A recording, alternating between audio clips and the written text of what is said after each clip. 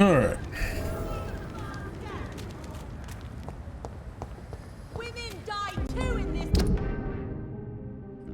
Going over into the new area.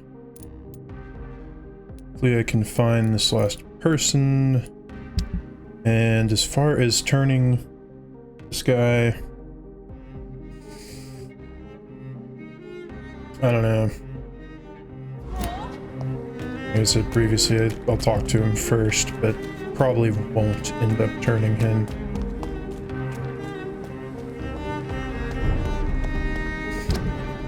Okay, so I need to go around the outside.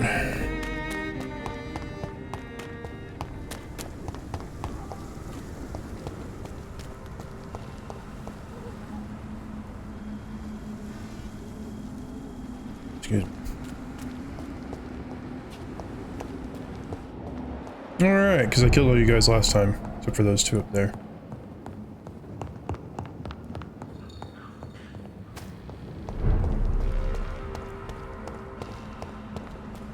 I probably won't be streaming for too long this afternoon, but I am probably going to stream some Diablo 4 with a couple of my friends tonight, because why not?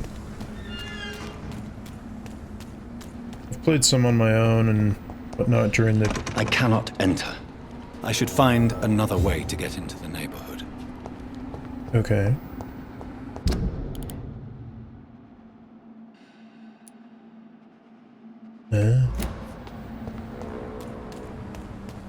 But all I've played is Barbarian so far. That's probably what I'll end up playing again tonight, because I got one friend who'll probably play the Druid and the other who will play the Mage. So that's just probably what we're gonna end up doing. I think there's a way over here. Yeah, no, that was just a chest or something.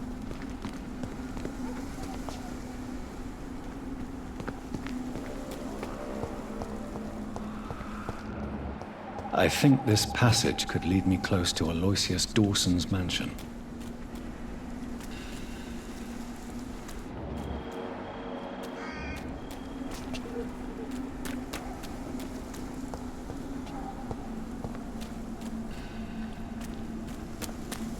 Oh, back this way. Okay. Yeah, I didn't go here before. This may be where the lady was. Maybe? I don't know. The game doesn't seem to have the best ambient occlusion for sound. I don't know.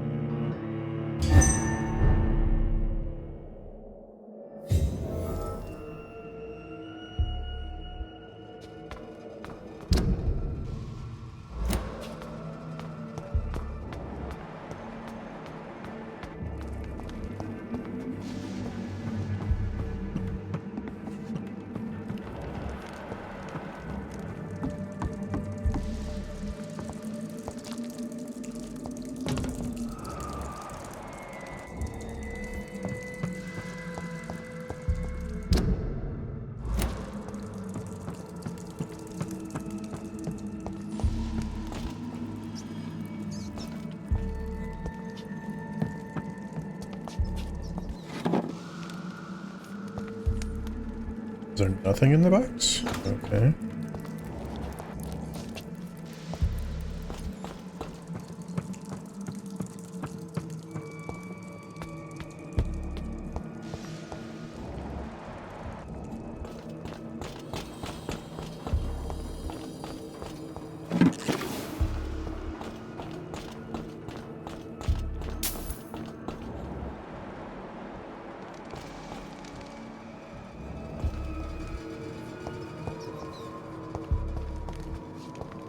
It's locked, all right. All right. Seems like a good place for a fight. You traitor!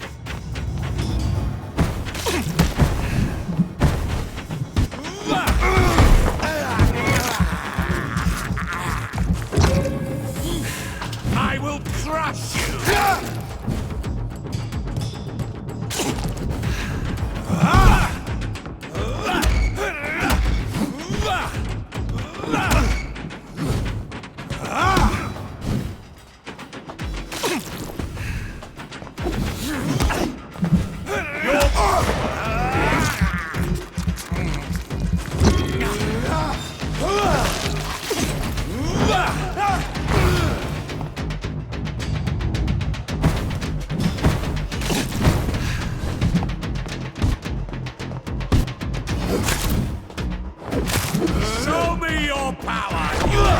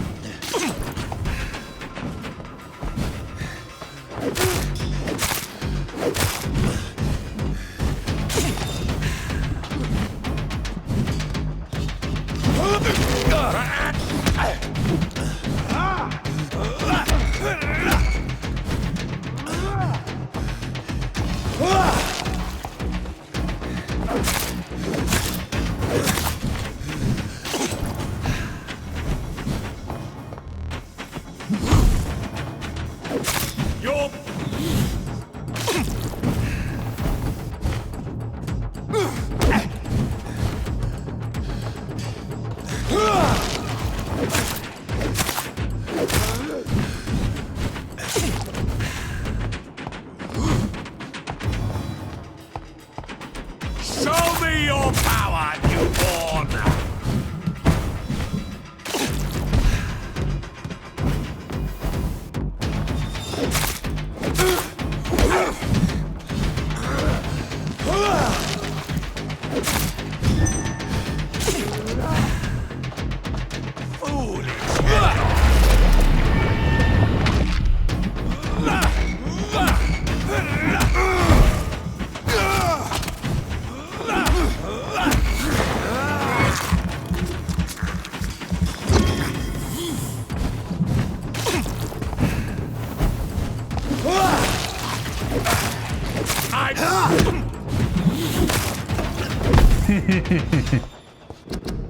The violence of Volkods. And I think this is the last one I need for my friendo to complete his thing.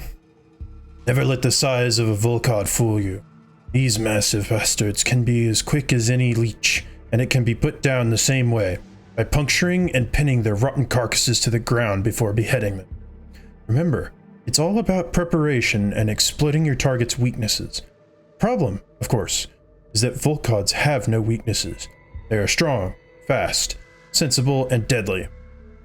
They are killing machines with one simple goal, to put their huge claws around your neck. So if any of you lads are unlucky enough to ever face a Volkod, just remember this. Dodge and make it mad. Hurt it, taunt it, make it lose its temper. Volkod's brain loses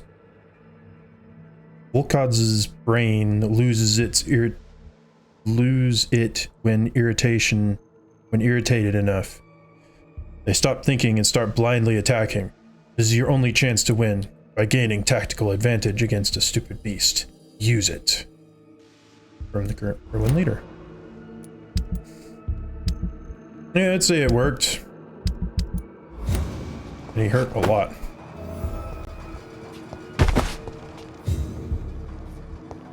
Oof. He gave me a good amount of XP too.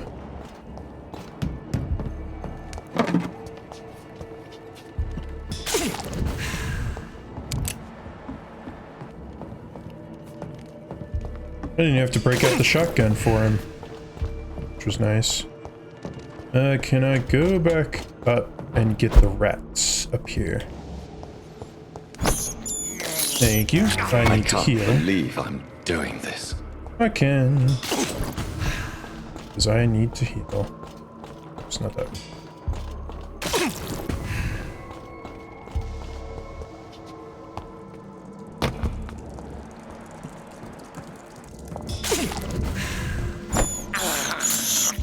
I have this thirst for blood. There we go.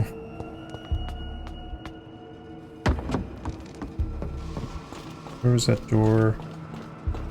Right here.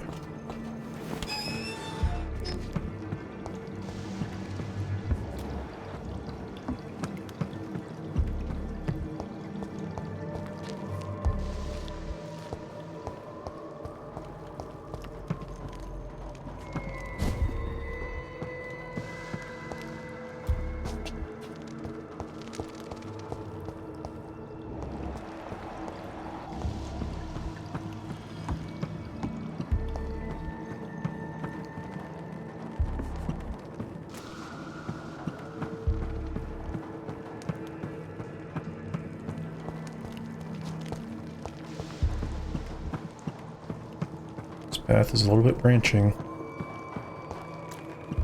So I would imagine that I need to go up this way to get out, probably.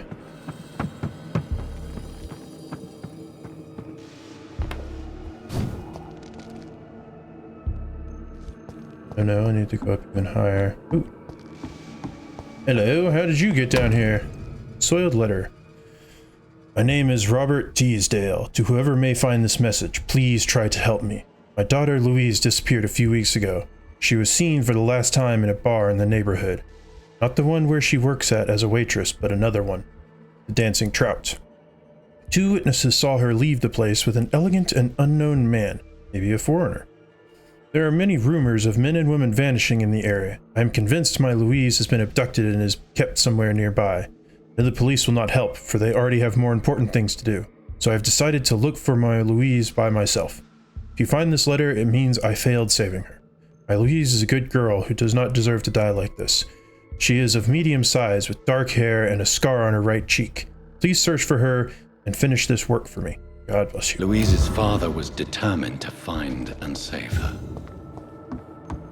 Indeed. And you unlock this. Okay. Good.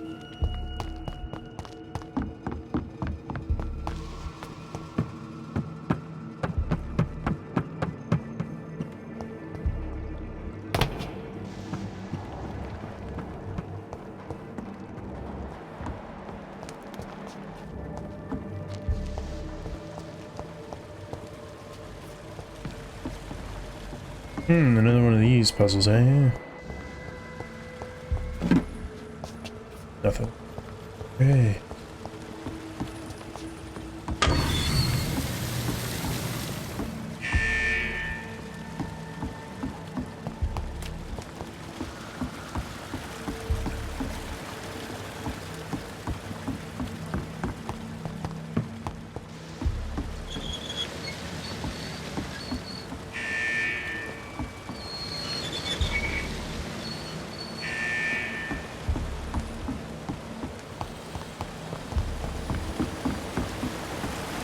It's locked.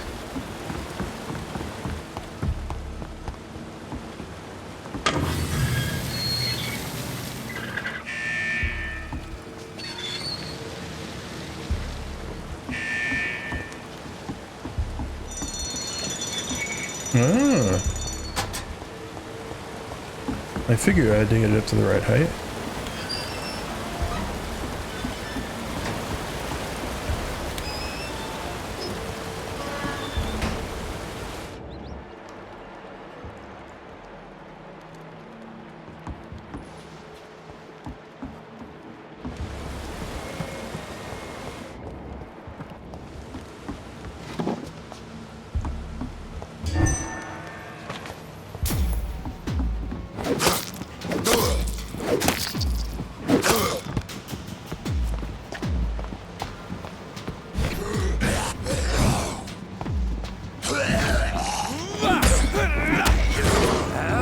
I need your blood.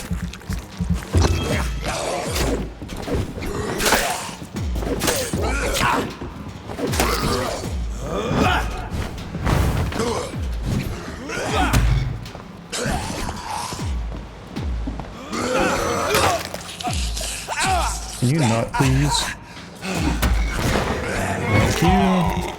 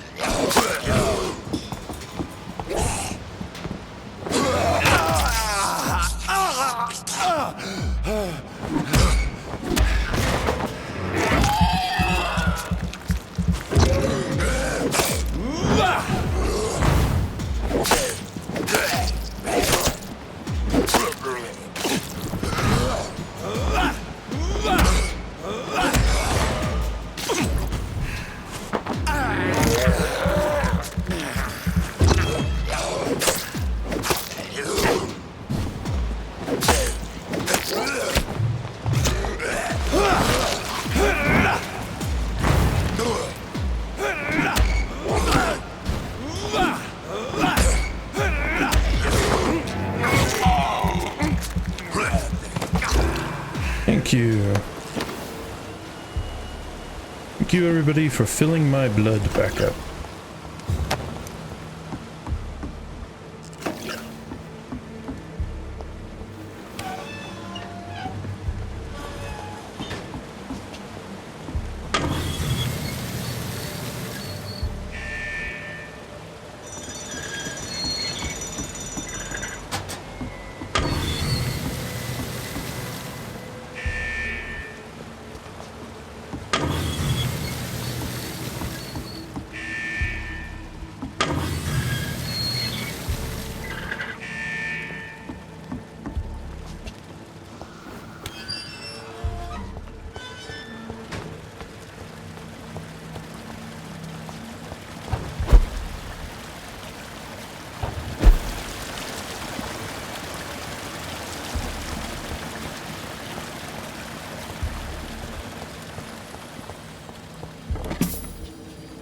An aluminum part. Oh, nice.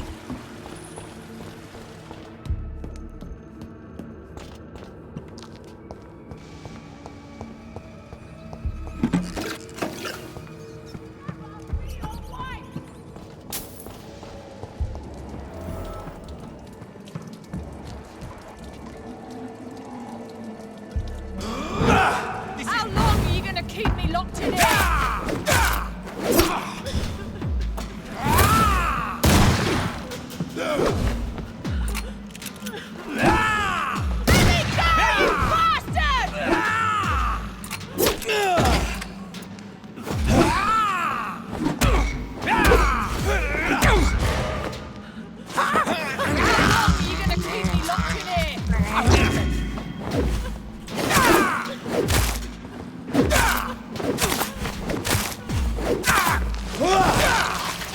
Hang on, let me just get my stamina back, and there. Recent diary. 13 October. I've just arrived in London after a grueling journey from Manchester. The city is sad and despaired. It will not be difficult to find a woman willing to escape death here. I cannot wait to start my research. Soon I won't be a virgin anymore. 15 October. The cell is ready. All I must do now is find the appropriate candidate and bring her in. She'll be beautiful and gentle, with a nice temper. I have already tested my persuasion ability on a few women, and it worked, most of the time. But I don't want my future bride to be submissive. I'll only use my power to bring her here. Then I'll tell her what I intend to do, and then I'll let her accept. This is important. I want my lady to willingly accept to become my wife for eternity. 17 October. I think I have found the perfect match. Her name is Louise. She is a waitress in a public house, and she is quite charming. I love her attitude when serving drink in that bar. Tough and proud. I am sure she will accept my offer. Once she is mine, once the vampire blood will have achieved her metamorphosis, her face shall heal properly and her scars will disappear. Then she will be the perfect beauty. I am the only one to see right now. I don't understand. Louise refuses my proposition. Why would she? I promised her I would never force her to anything. I may let her starve a little. Then she'll understand I'm her only option. Stockholming? I'll never be your wife! Oh, that's fine. He's dead.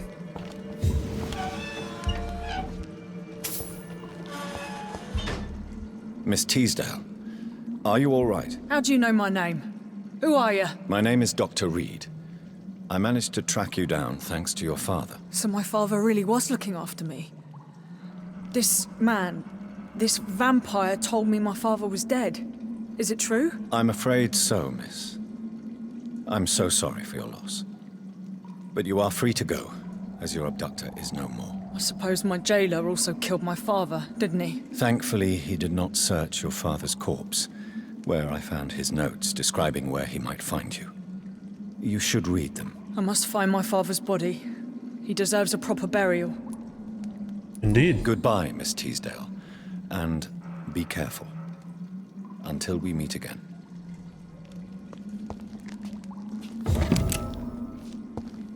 Common handle part. Okay.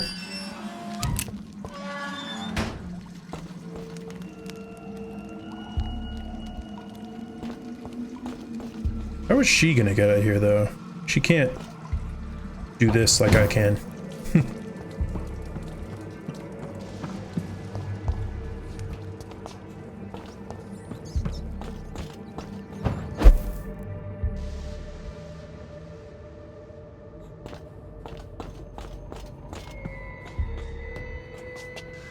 Door is locked. Ooh, a common axe. It's a two-handed. 26 goes up to 275. The weapon ability is blood absorption.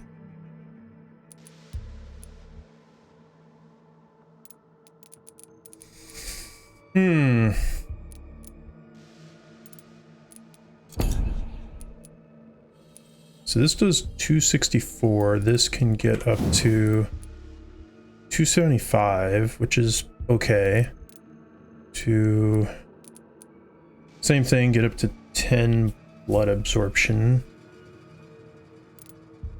Oh no, it doesn't quite go up to 10. It goes up to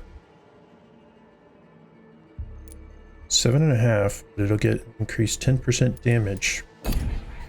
I haven't really tried any of the two-handed weapons. I'm not sure if I am wanting to do any.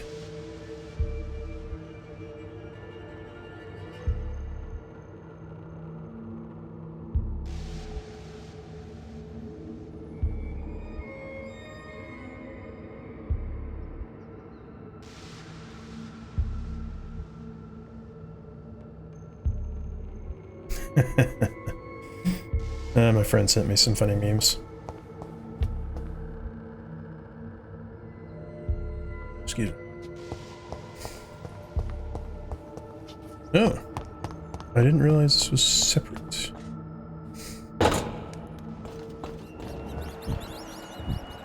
Oh, she has a headache. Can I didn't check. Can I go ahead and give her headache medicine? Since we'll have to advance the night to get her back so we can actually talk to her anyways.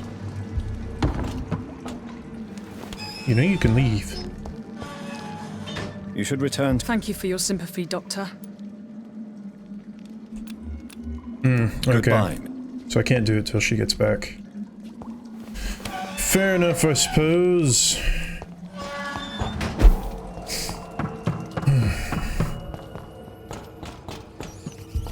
Alright, fortunately I don't need any more of you rats because I am full up on HP and blood.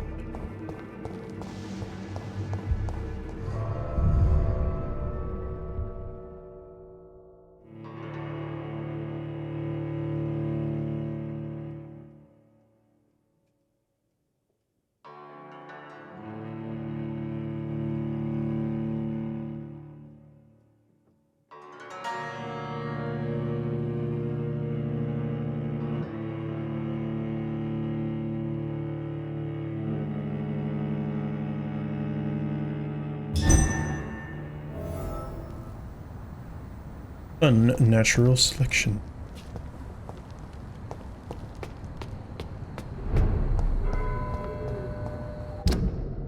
Ah. Okay, so this is where I have turned up this person. It is. First things first, before I do that, this door must be unlocked. Huzzah. Oh, and actually, since I have helped that lady now, I think I've already cured everybody else for this part. Yep, okay. I am going to go ahead and evolve, because I have 9,000 experience points. Might as well advance the day. Since that door is unlocked now.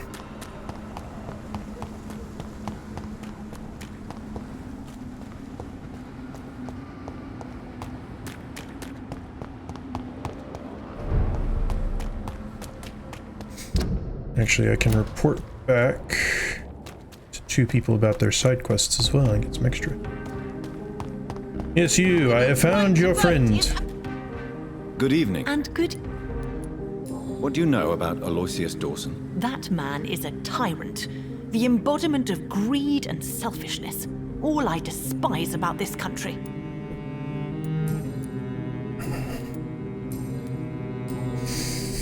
Goodbye. She's been...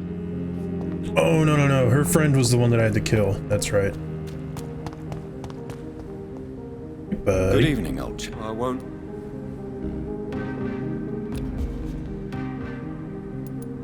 What can you tell me about Aloysius Dawson? I've discovered he's quite versed in occult knowledge. So I wrote him a letter asking him to finance my research about vampires. He never responded. These are the documents you wanted me to look for. I think I've gathered all the available occult research about vampires. Oh, thank you, Johnny. That'll help me separate the myths from the facts. I'm not sure you can consider this material factual, but it's yours now. What do you intend to do with it? First, I'm going to show them to Venus. It'll open her eyes and make her understand the importance of my mission. You need some rest. Alright, there's you. I think that's everybody but hers. Oh no, hers was to find her. Okay. I need to talk to Venus real quick, because I want to ask her opinion. Hello, Venus. Hello. At least you survived the Great War. What do you need? What can you tell me about Aloysius Dawson? I never met the man. I know Clarence tried to contact him recently, but I don't know why. Okay. Did Clarence recently show you documents that prove the existence of vampires? Yes, he did. And he also told me you spent a few nights gathering research for him. Seriously, Jonathan. Why feed his obsession like that? He's my friend. I thought it might help him rest, instead of going outside at night. Tell me, what are your thoughts about vampires? Gibberish and poppycock. Dracula was a good book, but these documents were just mumbo-jumbo. I burnt them all as soon as Clarence went outside again. I remember. Are they still in my inventory? Okay, yeah. I'm gonna say, don't tell me she burnt my only copies. This is an achievement for getting all of them, and I don't know how close I am to getting them, but still. Okay, I've talked to you, talked to her. I already talked to Lady Ashbury, talked to you. Good evening, Doctor. Do you know anything about a man called Aloysius Dawson? He used to be a big spender. One day, he sent 3 houseboys to buy all the beluga in my shop for his brother's birthday. His mouth is if I remember broken. correctly. I see. Anything else? Less gastronomic, perhaps? I really can't say. The man is filthy rich. But you know that, of course. I may... Wait, phosphorus. AKA Willie Pete. She's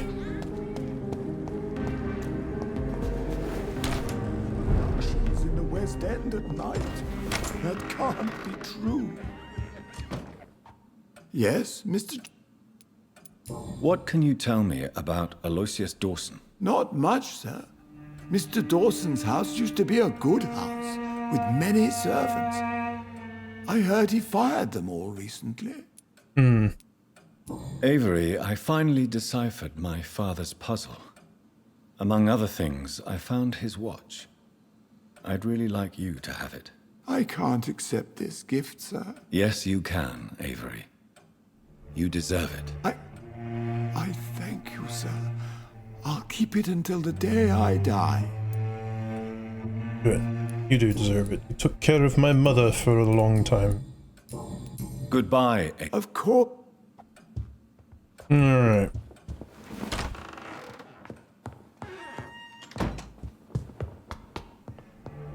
Oh, almost 10,000 XP. Very nice.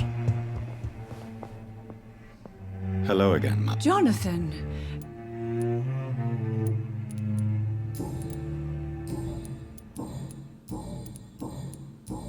Goodbye. Goodbye, son. I guess I can't ask her anything about it. That's fine. It's all well and dandy, actually. Okay, so. This is my bad. I should have talked to the people over there first. Because they do give me a little bit of experience, I think, for talking and discovering new people. But also, if they need to be cured, I have the stuff to cure them. And I'd rather go ahead and start it before I evolve, just because. And I don't know, there's probably a workshop over there. No, there's one over here. Probably one over near his mansion as well.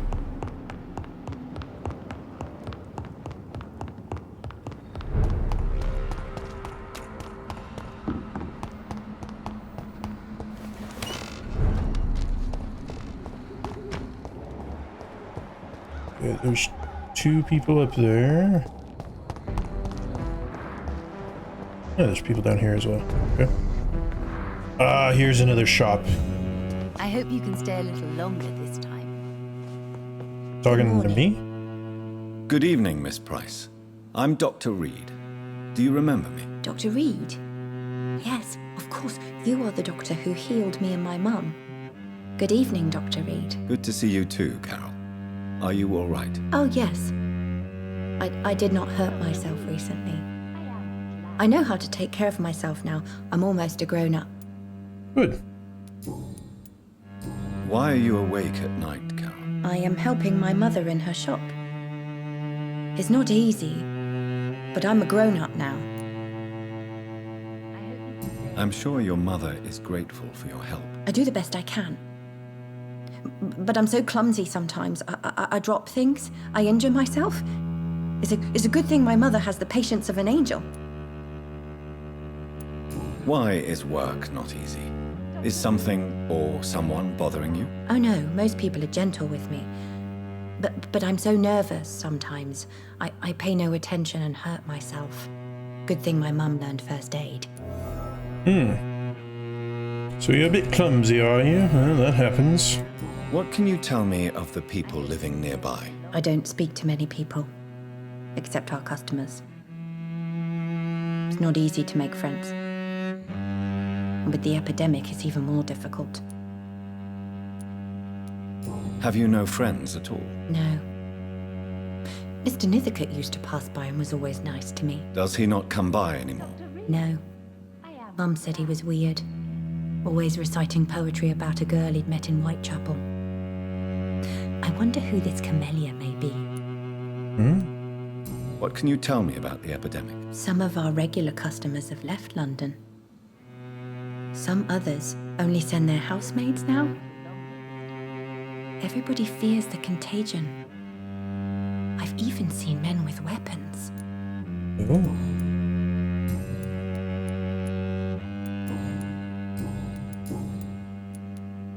Do you enjoy working with your mother? Oh yes, Doctor. My mother raised me alone after my father died. We've always lived together, and she has always watched over me. Do you remember your father? No, I was just a baby then. My mother always told me how strong and good he was. Do you ever think about getting married now you're a woman? Oh no, Dr. Reed. Mum always says I'm still a child who has no idea how tough life can be. No husband would like a clumsy girl like me. Okay, you have no shoes. Have you ever met the famous Aloysius Dawson? Yes, a very strange man. Not very nice. What do you mean? He said he was ready to pay good money for rare books, and then laughed at what we showed him. Goodbye, Cap. Yeah, I really don't like sorry, this I Aloysius can't Dawson. help it. Perhaps you should talk with someone else instead. Perhaps I will. It's locked. That wasn't what I meant to do. There we go. Good evening, Miss Price. How are you tonight? Dr. Reed, I didn't know you had returned from the war. I had a new doctor when you left, but he's not as kind as you. Always glad to see a former patient in good condition. It's been a long time. Too long indeed. And as a token of my appreciation, I'll grant you the best price if you fancy buying anything from my humble shop. Alright. First, questions. What can you tell me about yourself, Miss Price? I'm still managing my shop. The only difference is, since the quarantine, we're open at night. You, on the contrary, seem to have changed a lot. Really? Have I changed that much? It must have been the war. and the night shifts since my return. Don't get me wrong, Dr. Reed, you're still handsome. Just maybe a little bit wiser, more serious. It suits you well. Thank you very much. Tell me more about yourself. No new fiancé? I remember you were hoping to get remarried. I'm sure you must have a few suitors. Who would marry an old bat like myself with a grown daughter and a little business?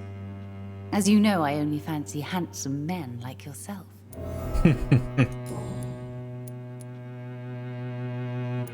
Have you noticed anything in particular in this part of town recently? Other than you coming back to cheer me up? Nothing at all, Dr. Reed. Carol's gratitude is exemplary. She seems determined never to leave you. I'm taking care of my daughter as well as I can. It's not always easy, but she's the best gift life gave me. But she'll probably leave you someday to live her own life. Will that be difficult for you? Why would she leave? Children sometimes stay with their parents until the end, for they know no one else will love them as much. So the mom is being a little bit possessive and trying to raise her daughter so that she won't leave her, maybe. Does your daughter still worry you, Miss Price? I remember you were often concerned about her health when she was younger. Have you not seen Carol since you returned? She's almost a young woman now, but she'll always remain my sweet little baby. So you're less afraid? Some things never change. Carol is still too clumsy for her own good. Sometimes her innocence puts her in real danger. Why would her innocence put her in danger? She does not realize how cruel life can be. Maybe I was a bad mother to protect her too much. My poor dear Carol. Well, at least she knows she was a little bit overprotective. You have every reason to be cautious, Miss Price. Especially in these difficult times. Maybe you could talk with her, Dr. Reed. It would be nice to have a man here more often. We would both feel safer. Okay, you are healthy. May I look at your Straight. goods, Miss Price? It's always a pleasure to have you here, Dr. Reed. Take all the time you need. Unfortunately, you don't have anything that I need, really.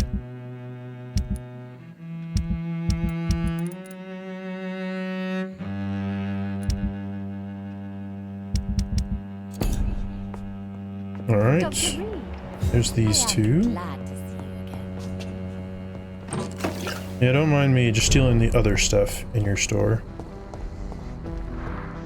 Is this the way to open that way? It's...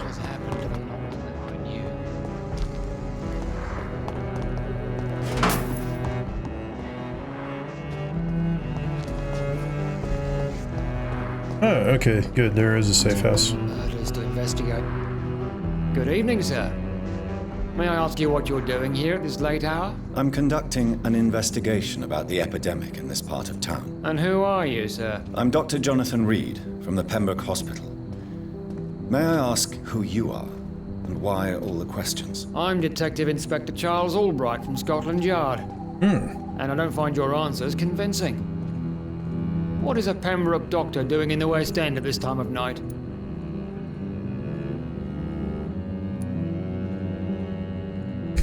I can use this as a persuasion point. I guess I'll do it. I work for the Ascalon Club. Here is my permit to go freely about the city. The Ascalon Club? You should have said so, sir. I must warn you, these streets are dangerous, and you'd better be careful. What can you tell me about this district? I'm the one asking questions, especially when there's a killer on the loose. What killer? I'm not going to discuss that with the civilians, sir. Haven't I told you about the investigation I'm conducting?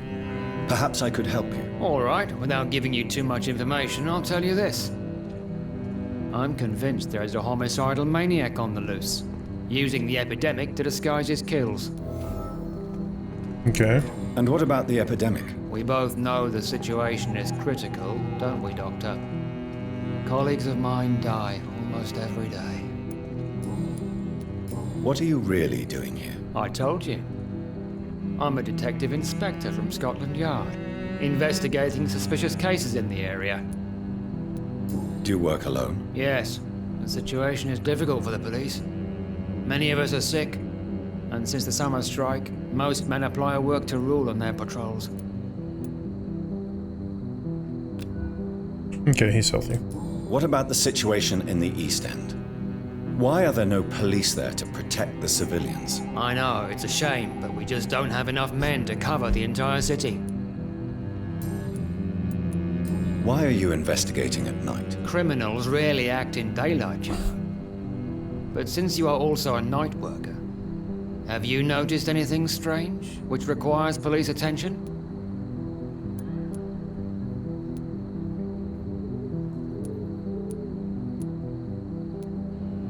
Oh, can I actually report people?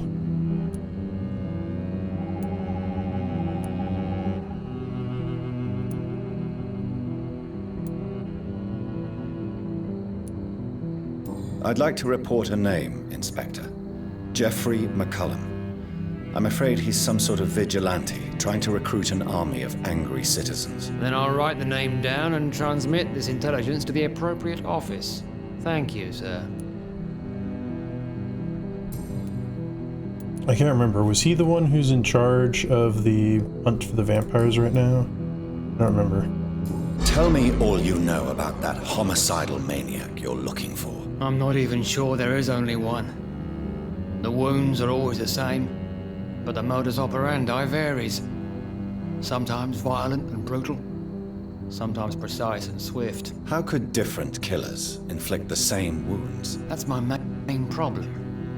If my theory is correct, maybe we're facing a group of individuals sharing the same violent tendencies.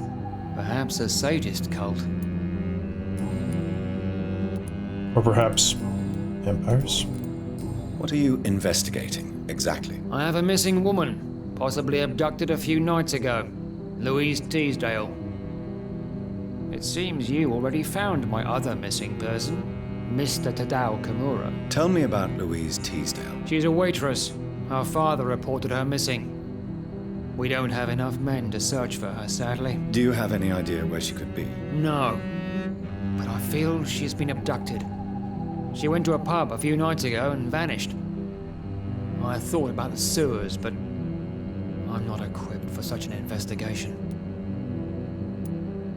What are you... I have a... Tell me... She's awake. Do you have... No, I can't just say I've already done it. Do you know anything in particular about a man called Aloysius Dawson? Who doesn't know the man? I think he intervened personally to put an end to the police strike of last August. What else can you tell me about him? Aloysius Dawson is exactly the kind of powerful and influential man who could commit murder and get away with it. With just one phone call. Goodbye, Detective. Goodbye, Dr. Jonathan Reed.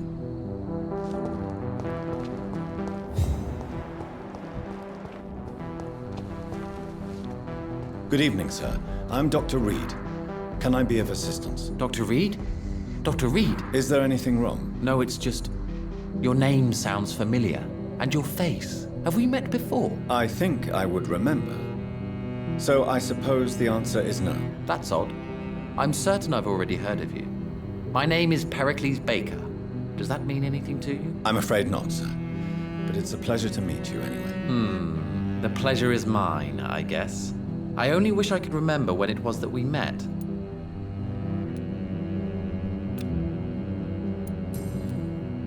Tell me about yourself, Mr. Baker. What are you doing out here in the middle of the night? We are waiting. Waiting for someone. And why are you waiting for this person? Because we need to leave this city. As soon as possible. Why do you want to leave the city? I'm not really sure. Can you tell me anything about this district? As you like asking questions so much, would you allow me to ask you one first? Please, be my guest. Do you like this city? I know we are not living in the most peaceful of times, but I have learned to appreciate London's complexity. Yes, me too. This city tests us. It invites us to find ourselves, to discover our true nature scattered throughout its dark streets. But what if we don't like what we find? Do we ever know who we are? I wonder sometimes. Or maybe it is the journey to find out who we are that changes us. And what do you do, sir, For a living, that is. I stopped working when I decided to leave. When I realized what I wanted. Wanted something this city can't provide. But what were you doing before you took this decision? Does it really matter anymore? Considering the past seems so pointless to me. I have lived in this city all my life. And now I think it's over. Tell me more about why you want to leave London, then. I just don't belong here anymore. I had to convince my brother to leave London because I know we need to find another life out of the city.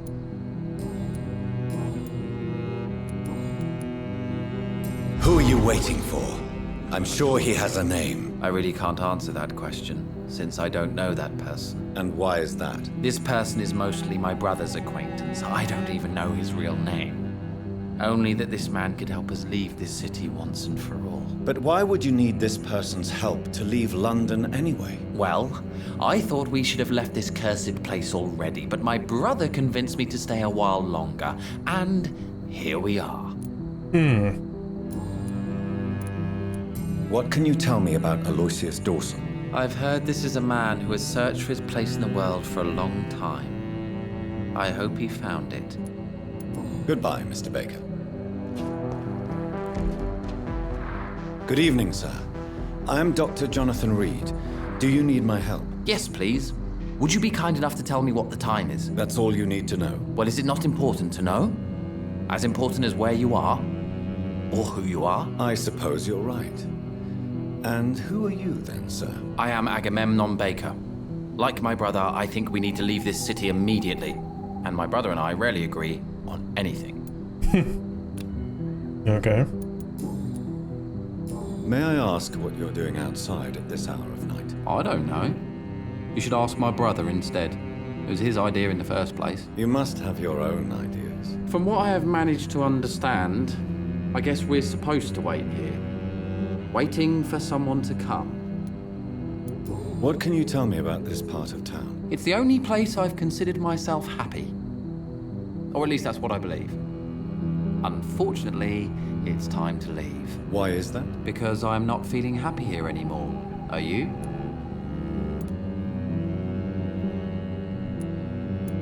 I still enjoy living in London, no matter how difficult it can be sometimes. Then I am sincerely happy for you. True happiness in life seems to be the most difficult goal to reach these days. May I ask why you've not gone already, if you're so exasperated by this long wait? I believe fear is holding us back.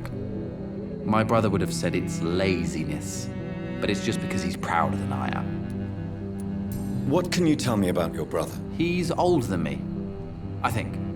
But the important thing is that I really hope I'll die before him. Grief would just kill me, you know? Is that all? Pericles is very attached to this city, and without my insistence, he would never leave this place. We don't often agree on anything, you see. Who are you waiting for, exactly? The more I think about it, the more I believe it's not exactly a person we are waiting for. But what else could it be, then? I don't know. A feeling? An event? An impulse? How can I tell? Something that would allow us to leave this trap. I'm afraid I'm not following you. What kind of trap are you talking about? Have you ever felt like life trapped you in a role that does not fit you? That you are not in your place? That sort of trap. Trap? And you think leaving London will free you? At least it will give us the chance to be free. That's more than our present situation. Hope, Doctor. Hope is what truly drives mankind.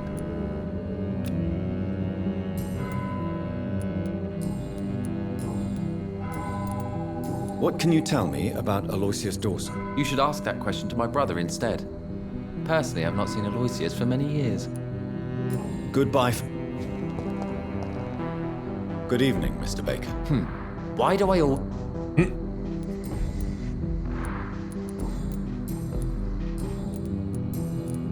Pericles, tell me why your brother disagrees with your presence here. Agamemnon is naive sometimes. Although don't consider him a fool, sir. He is often more lucid than me.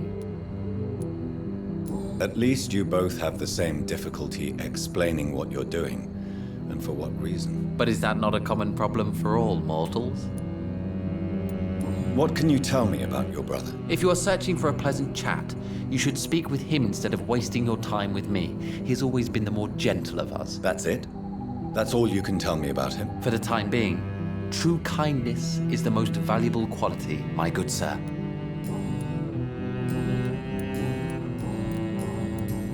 Goodbye, Mr. Baker.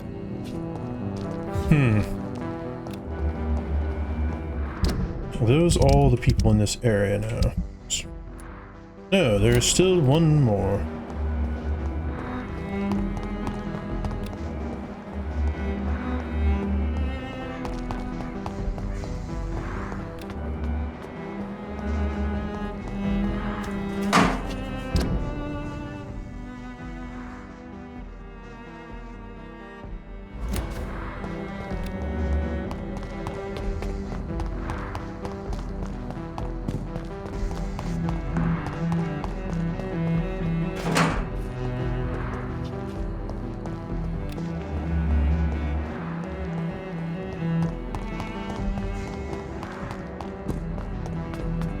Did I go down this way and unlock the door? No, I didn't. I think I'll do that before I forget. That way I can check all these dumpsters, trash cans, bins, whatever you want to call them. Oh, you guys are over there.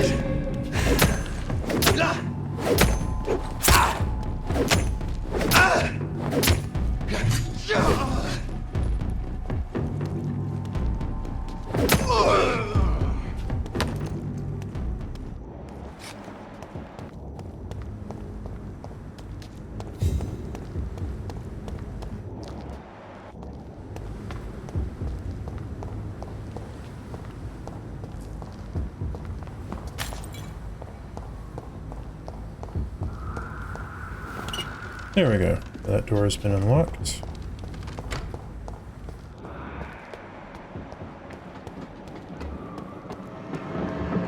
Ain't safe here for a gentleman. Are you deaf? No, I'm leaving. 'Cause I just don't want to deal with your crap.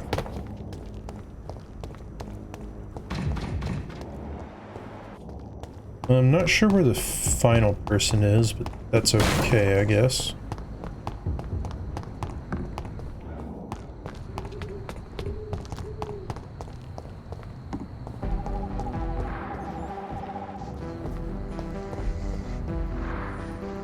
Guess he bonked his head on that.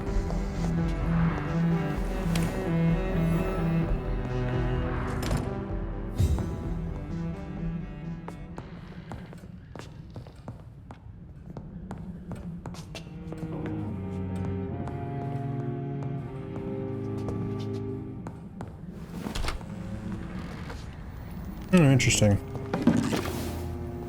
Nope, nope, not yet. I want to...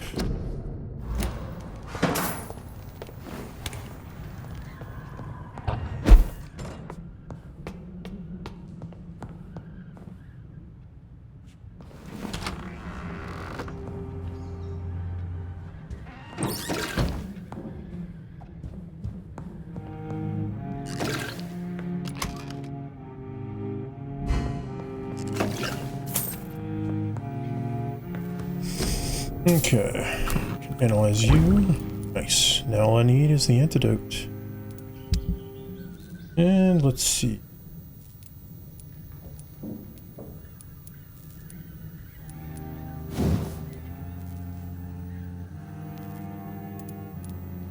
So the scythe would be like the most best weapon in terms of just like damage. Let's see, so I can go ahead and do this.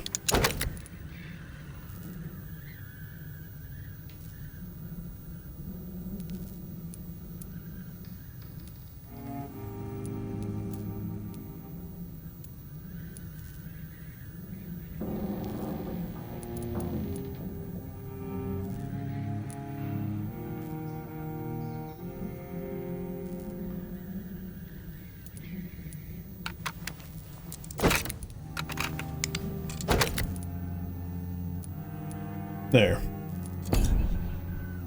There is that.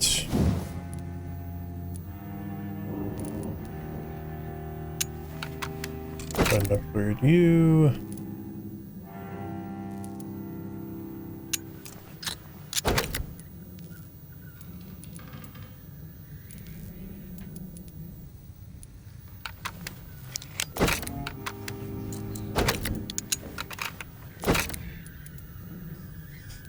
Okay, so you do 302 damage now.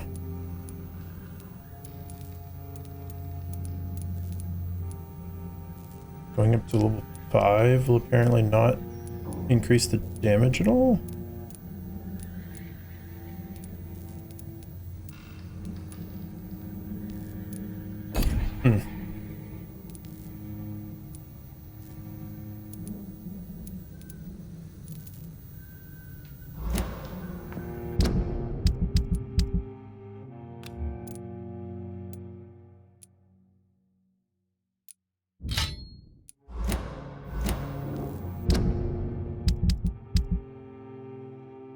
Okay, no, I don't want that.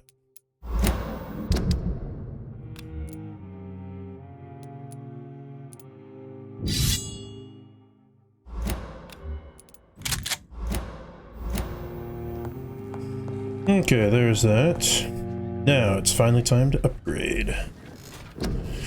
Okay. Upgrade you. I could upgrade you to do extra damage. That would probably be good.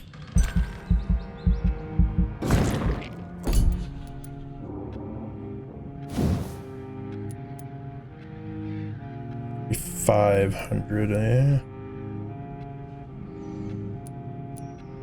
550.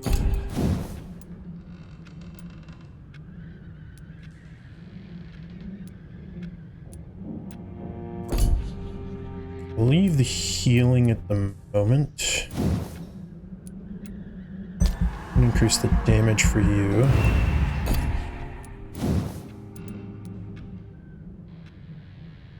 Don't really need to upgrade that.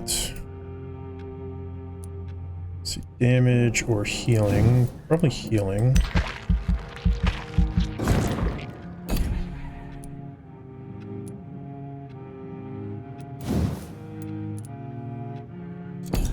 It's 1,000. That's 900.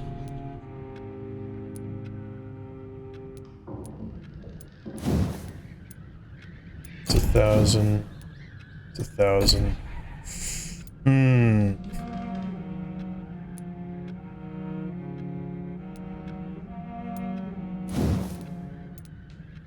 You cost 1,500 for more bite damage. Don't necessarily need. I mean, is there any? Yeah, that would help a lot, but extra health, extra blood. I'm gonna do extra capacity. That'll be 900. Can't do you.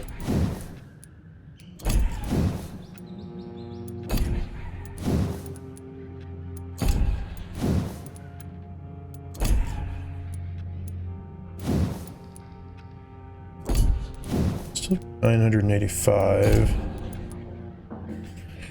Could technically make my amount of cartridges more.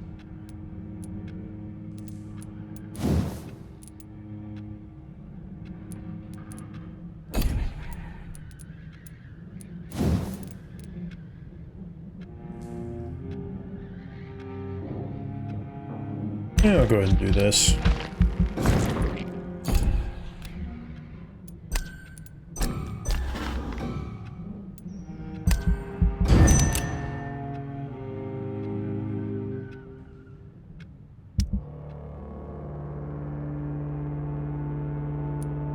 Nice.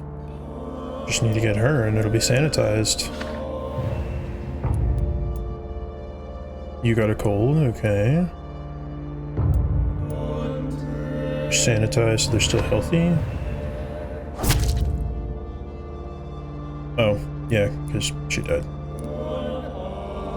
He has fatigue, okay.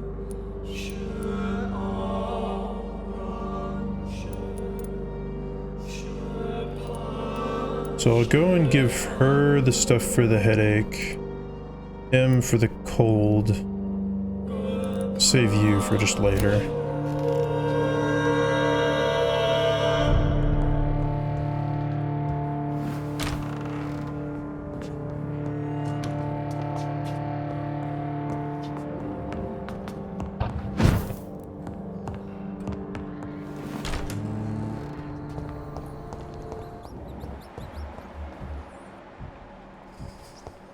Oh, he is down there.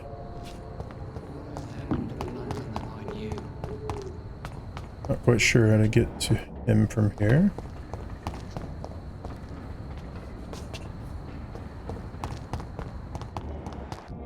I'm gonna stop by here, see what you got in your shop now. Good evening. You know... May I look... It's always a... You don't have anything I need necessarily.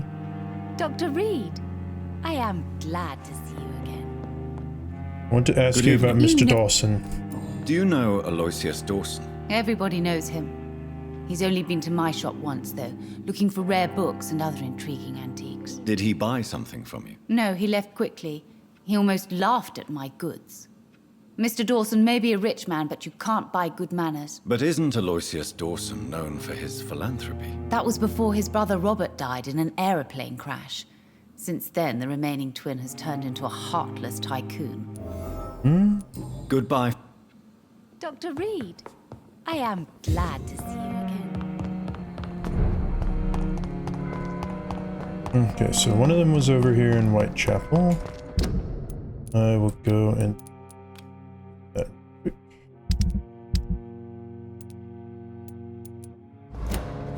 and also pick up more bullets while I'm over there.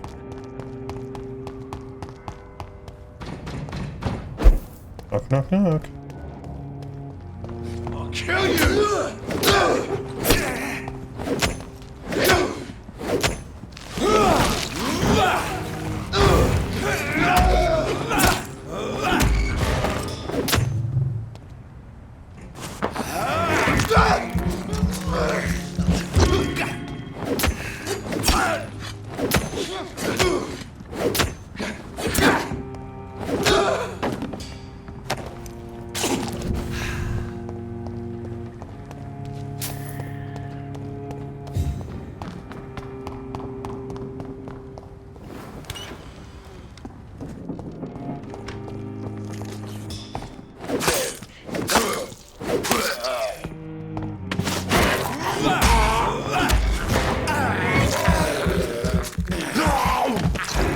Thank you.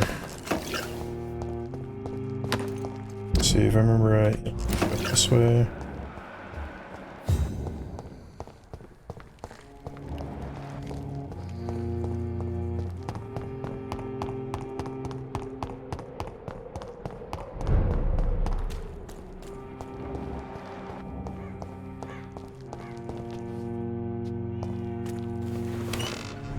It's time to see if this Oh.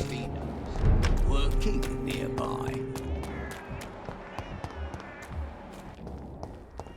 The Swanborough cordial can be the answer to Good evening. all your problems. A gun? You have the money.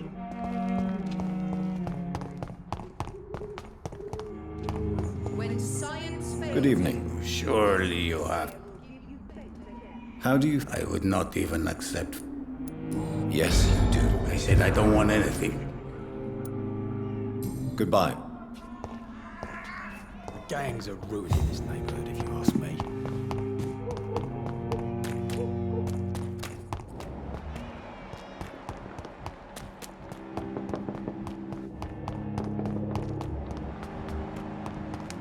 Joe, please, I don't have your... Fancy... You never... Right then. You don't have anything useful. Okay. Time to go back then.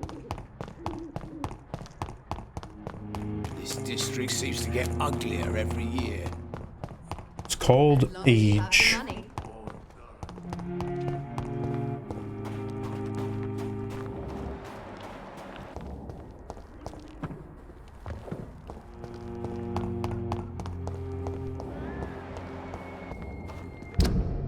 Oops, I went to the wrong area. Yep. Used to go in that way. To go in a particular way, but now I have access to a different. What am I doing? I do actually need to go in this way.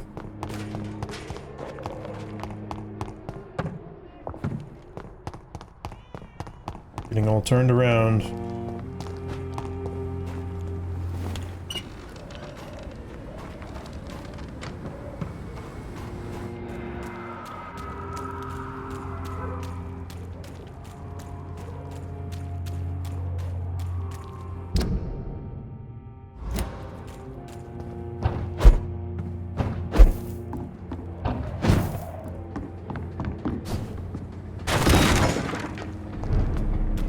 This is no place for a gentleman! That's why I'm leaving.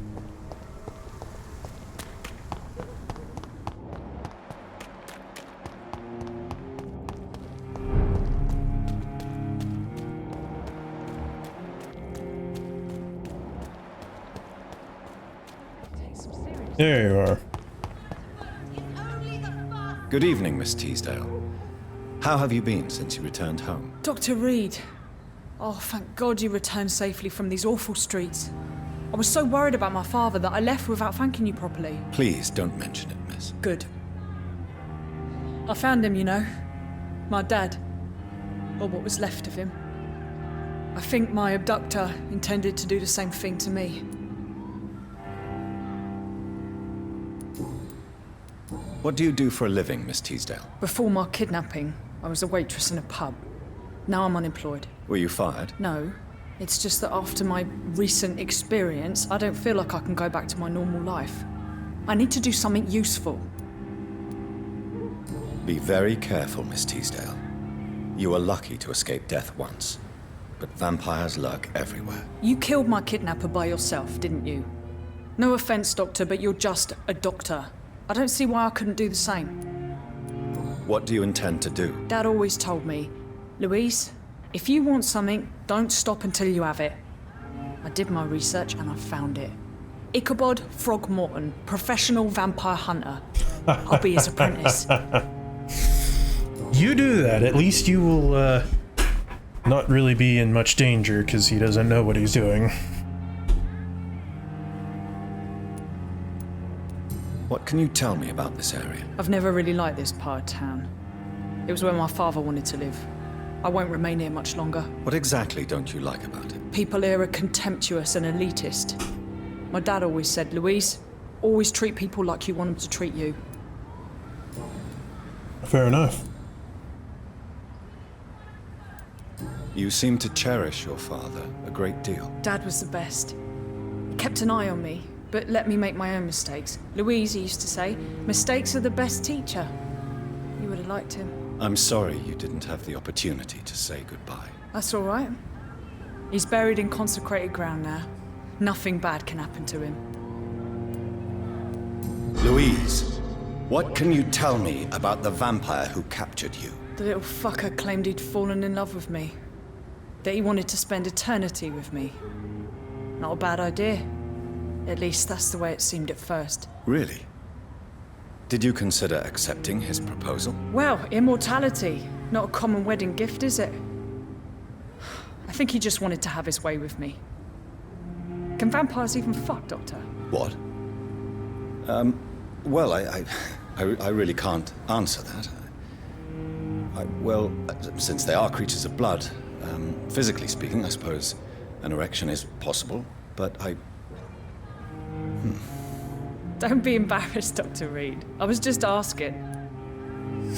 I mean, it's a fair question. Louise, tell me what you really think about your father's sacrifice to save you. I'm proud he went after me. I forgive him all his harsh words, all his bloody attitudes. I only wish I could tell him how much I loved him. Yes. It can be traumatic not having the chance to say goodbye to those we love. Yes, Doctor. And there's no treatment for that type of pain, isn't that right? That may be the last thing my father taught me.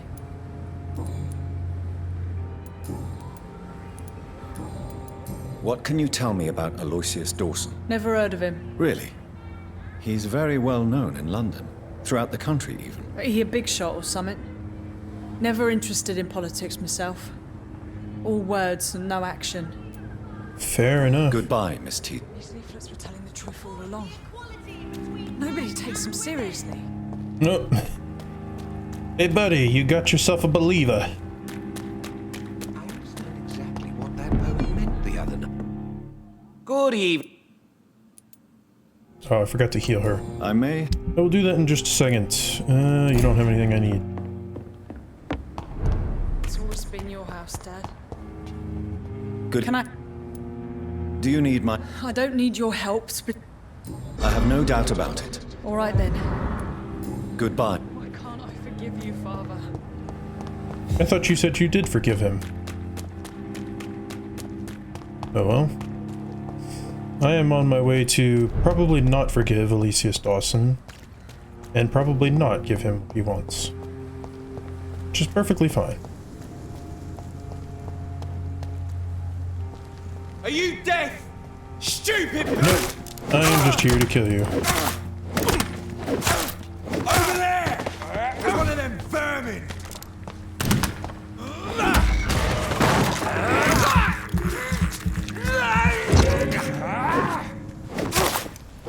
Nice dodge, not that it meant much. That reminds me, I was going to replace you, actually. Oh, it can only be offhand. I was hoping I could do a weapon main hand. Oh well. Don't matter that much.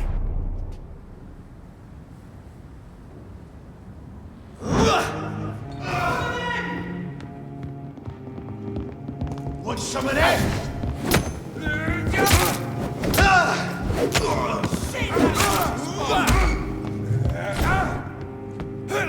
He's mine!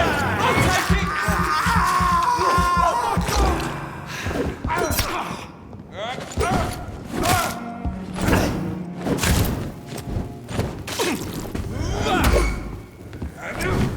it! Heal me.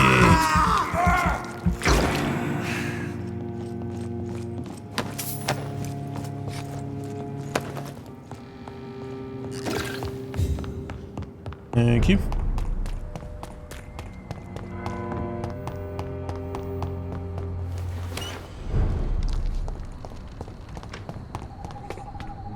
Strange and incoherent about everything. So much.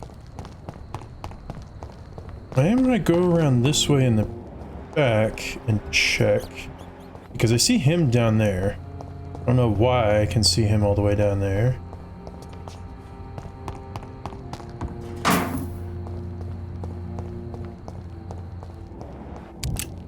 Maybe a way to get down to him.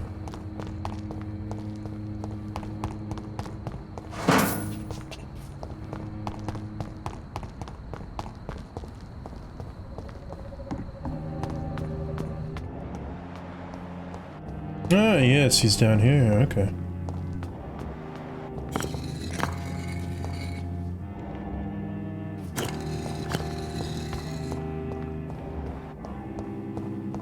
Hello there. Crime of lost knowledge. Vampires are dangerous, deadly, vicious sometimes. This is a fact, and I won't deny it. That's precisely why we must understand what they are, sometimes who they are, in order to better achieve a mutual understanding. You remember the interview with Titus Flavius Josephus, conducted by one of us in 1548, wherein he finally encountered the creature in Spain.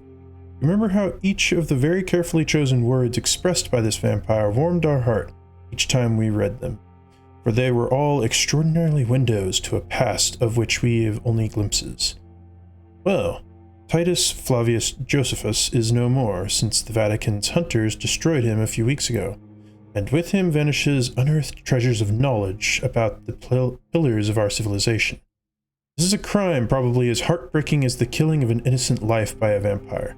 This is exactly why the path of the guards of Priwen is as criminal as it is barren, for each time they successfully conduct one of their methodical hunts on the old vampires of England, instead of carefully and respectfully approaching them, they destroy a part of our common roots with the immortals. They wipe an opportunity.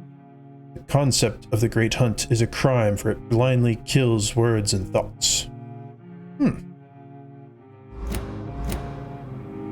Jonathan Reed. At last we meet. The cards warned me you would visit tonight. I beg your pardon, sir. Do I know you? Of course you do. Our mutual friend, Dr. Swansea, can't speak highly enough of you. My name is Usher. Usher Talltree. You are the leader of the Brotherhood, are you not? Primate of the Brotherhood of St. Paul's Stole, to be precise. I'm really glad we met tonight. I love it when the cards tell me a truth. The cards told you to expect me. Yes, they can tell me everything. They told me that you have not taken another life since your poor sister died. What can you tell me about the neighborhood? I really don't know. I don't often go outside. And when I do, it's usually to quite distant destinations. So you see nothing in the stars for me? You're a poor fortune teller, then? Oh, I can tell you many things, but they will only concern you, not the city. For example, I know that you offered your sister the final rest she asked for.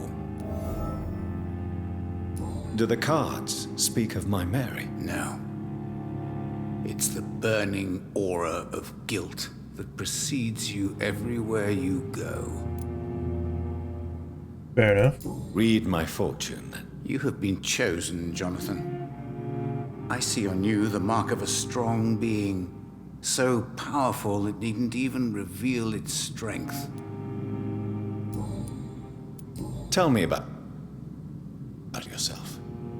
What do you do here, besides turning cards in the middle of the night? I'm for most a charlatan. For a few, I'm a vampire. And for you, I'm the primate of St. Paul's Stole. Some believe you to be a vampire. Who? The guard of Priwen, who else? For a time, they sent spies to observe my activities, and they even broke into my home to gather proof. Did they steal anything from you? A personal notebook they quickly took to their headquarters. All they had to do is to look at me. I'm aging.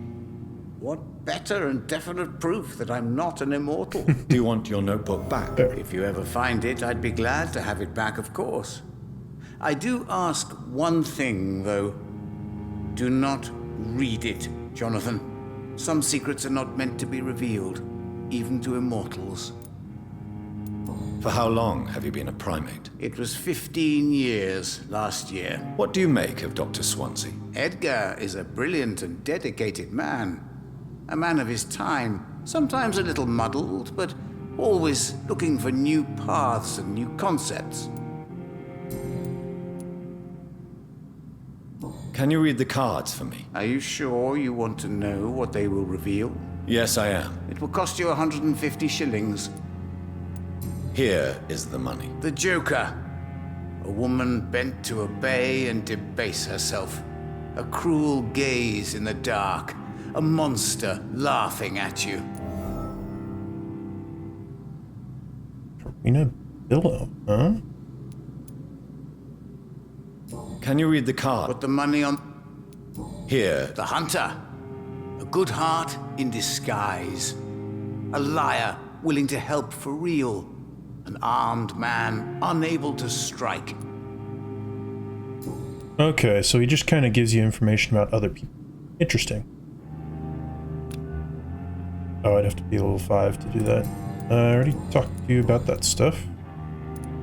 May I ask you about the Brotherhood? Of course. But I must warn you that there are some subjects we consider taboo, in spite of our fondness and acceptance of your kind.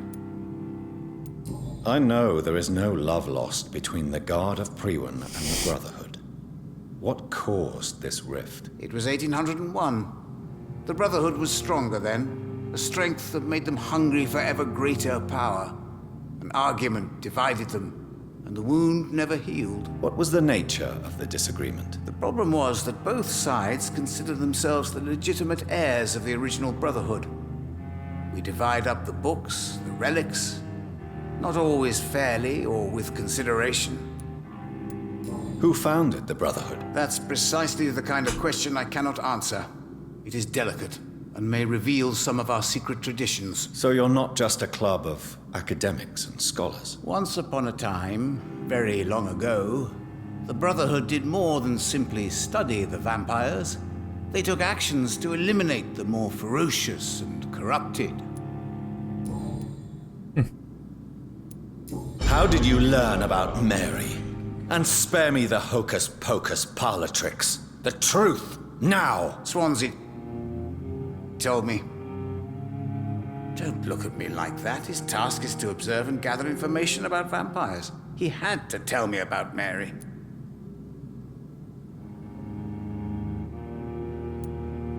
Mary did not deserve her fate. She had already suffered enough. Suffering is part of the immortal condition. Some prefer to lose their minds rather than face the simple truth. Pain will never stop. How do you measure the amount of blood on my hands? I told you. The cards always tell the truth. Most of the time. Most of the time. Is it possible to tell me my future? A vampire's fate is much more delicate to read, Doctor. But I can try. Sure. All right. Let me hear it. You're on a path to redemption, Jonathan. But be careful. One single trip and you'll fall. That doesn't sound promising. Take this, young Ekon, as a personal reward for your strong will. Keep following the right path and you'll reach safety. Old blood. Ooh.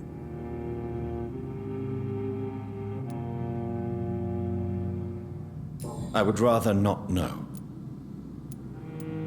How do you... I told you. Is it vampire? All right. You're on a path. Oh, okay, it just didn't update. Is there anything you could tell me about Aloysius Dawson? Aloysius Dawson.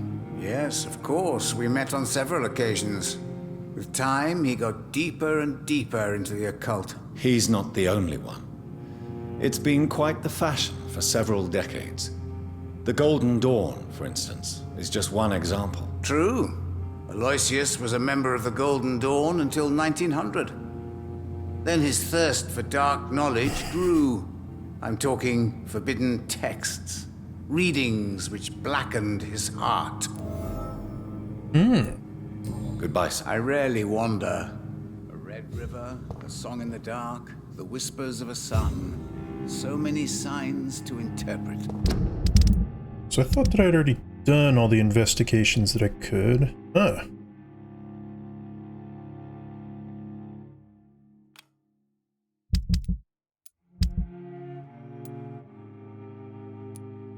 Ah, so I can go talk to Dr. Swansea. I might go ahead and go do this one, just because why not?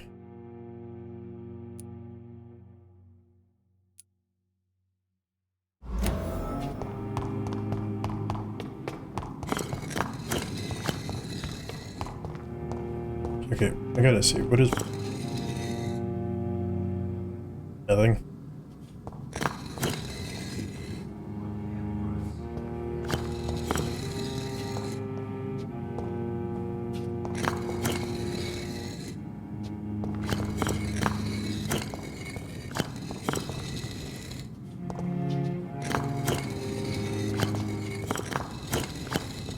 I saw a little thing there.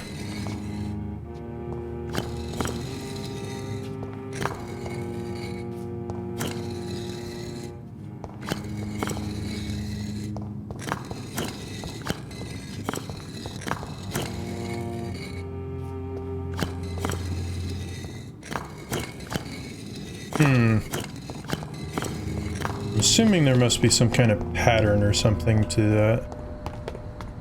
I'm gonna go and analyze the old blood.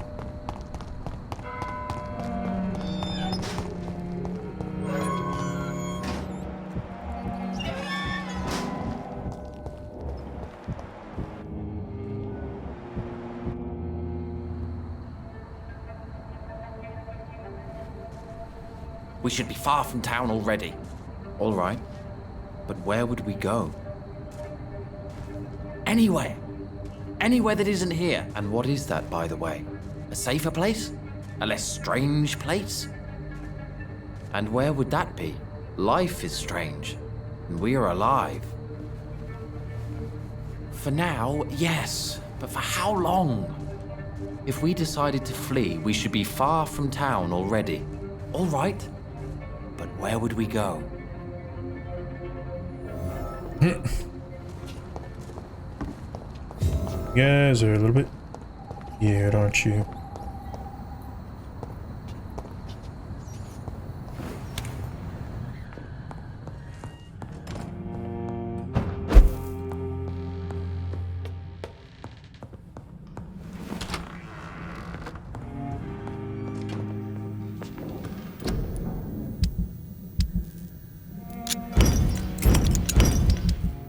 Not analyze what he gave me?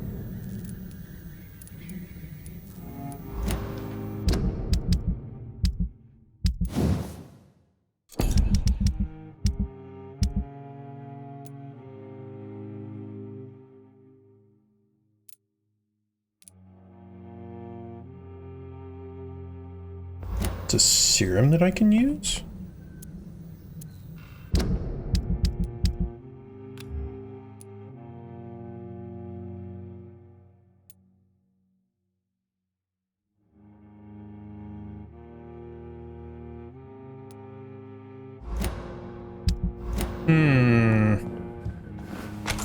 Obviously not going to use it right now. I'm just not sure what it does.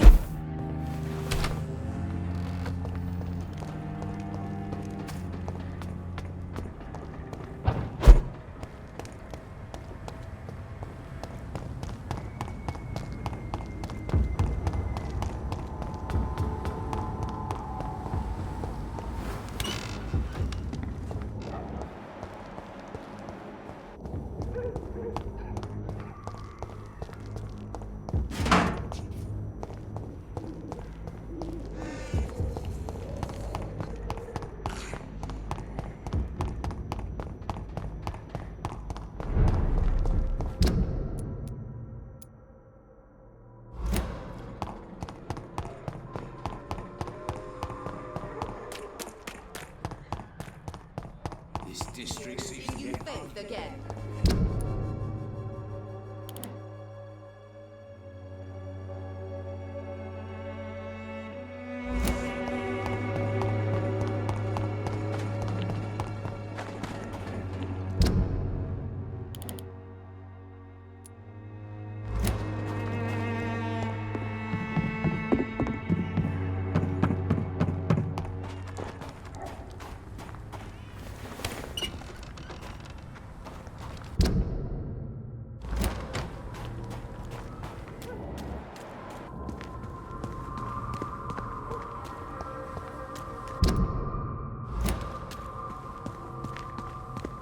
I will return at a more convenient time.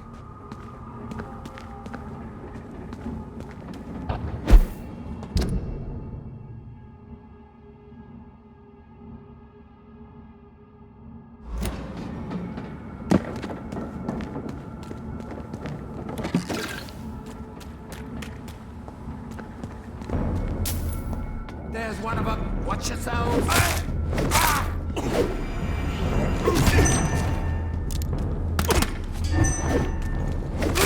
Filthy murdering bastards!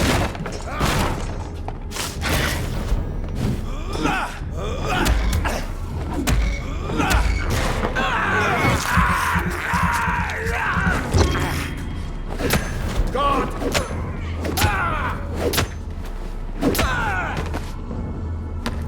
Annoying piece of crap.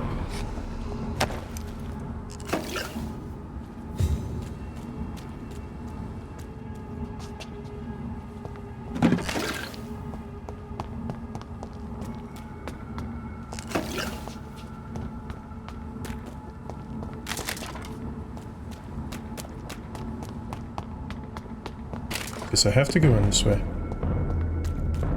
Heck. Who's aggro on me?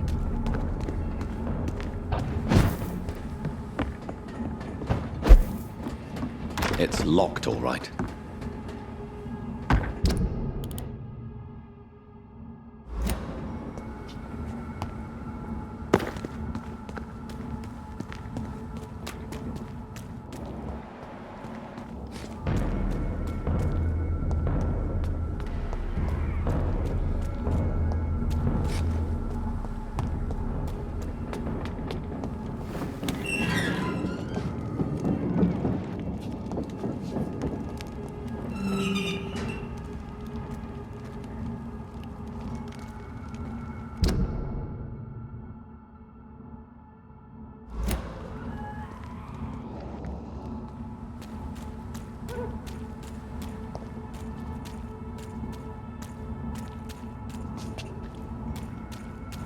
Is there any other way to get into the theater? Oh, here we go. I cannot enter.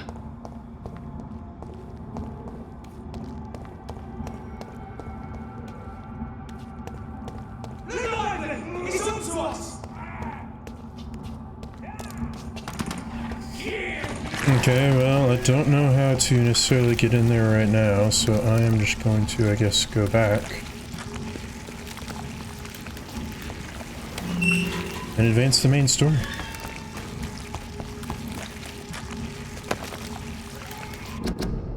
The Ichor's threat.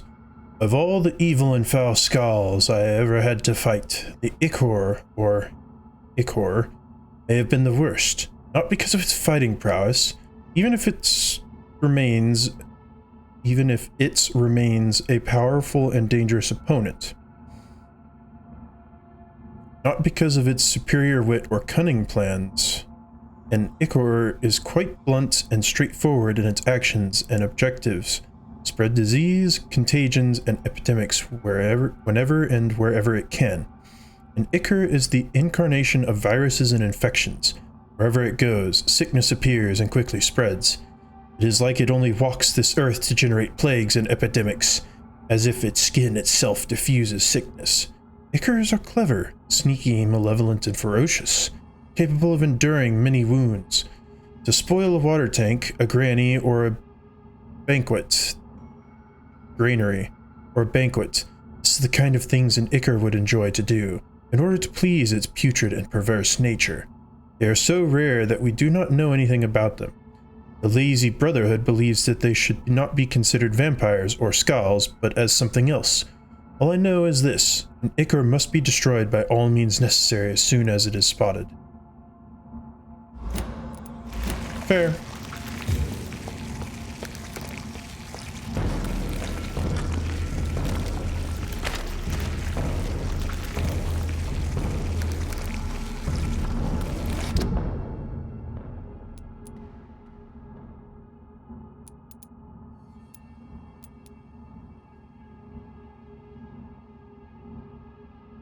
Where the heck did my main quest go to? Okay, I just need to go to the convention.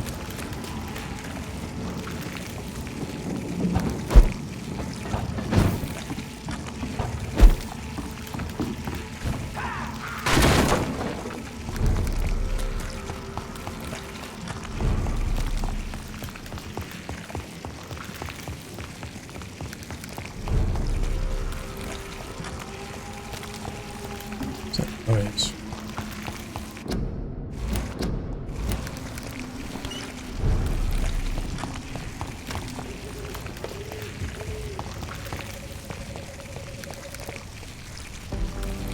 Good evening. Tell me more about your strange feelings towards the city. I would be happy to describe them, but it's too hard to explain with mere words what I'm feeling. It's unclear, too confused. Go on, please. Where should I start? The world is chaos. Men go mad, and nature itself runs roughshod over us all. This is not the first time mankind has faced a deadly epidemic or a war. Men kill each other, while nature decides to kill them all. I don't know what scares me the most. Do you? Both can be disastrous, and a combination of the two merely increases their potency. And what if they were just a sign of worse disasters to come? Something of biblical proportions, I wonder. How long have you been waiting for this man? Sometimes I feel as though I've been waiting for him for ages. Perhaps it is my role in life to wait for him. Not a pleasant thought. It could be dangerous for you, waiting here all night. That's quite true. But what other choice do we have? We are waiting here until we finally go. Mr. Baker, I have met many strange people during my life, but you are definitely one of the strangest. Really? I don't feel particularly odd or weird. All I want to do is leave. What's wrong with that? Why are you still waiting for this person? What would be the point of going before meeting a man, as he's going to help us leave? Pericles, what are you going to do now? I don't know. Perhaps it's time to leave. Perhaps we should stay a little longer. How can I tell? And where exactly are you thinking of going? In a place where I will finally have that feeling.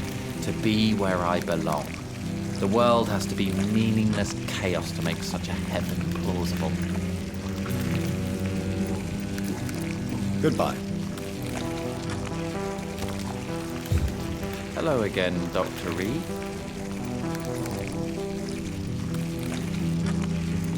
Tell me, how long have you been waiting here? I can't say for sure, since I have no watch. But the night is still young, and I am not tired. Is that the most honest answer you can give me? Yes, I think so. Why does it irritate you, sir? Is comprehension really that important to you? I'm a scientist. I try my best to understand things. I know the world has to obey unbreakable rules. You know, or you want the world to obey such rules? I know one thing. I do not understand who you are. And it's better that way. What kind of life would we live if we could summarize a person in a few words or a few lines?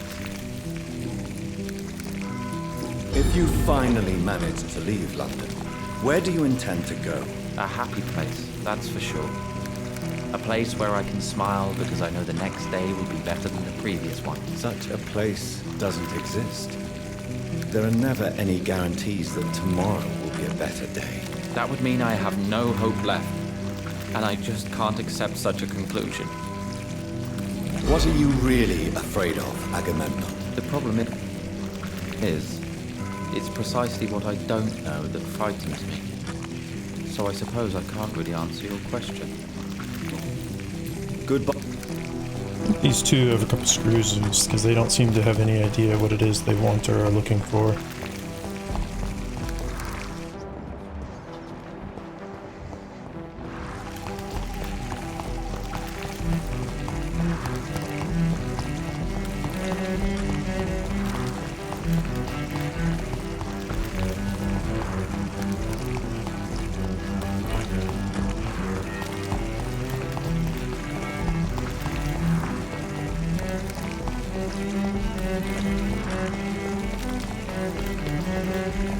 Where in the world is the entrance to his mansion?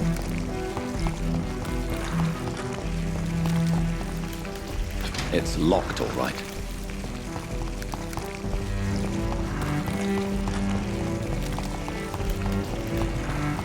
We're supposed to enter from down here, maybe?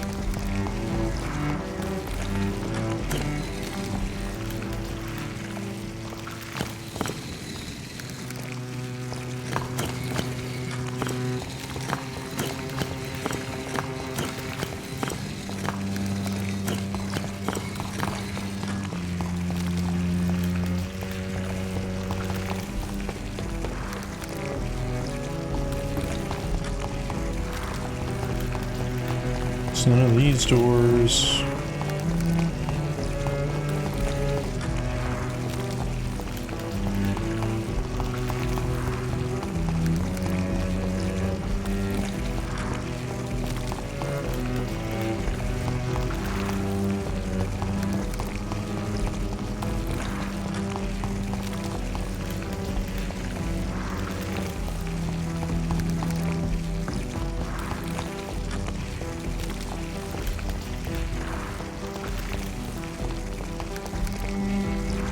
That's not a door, apparently.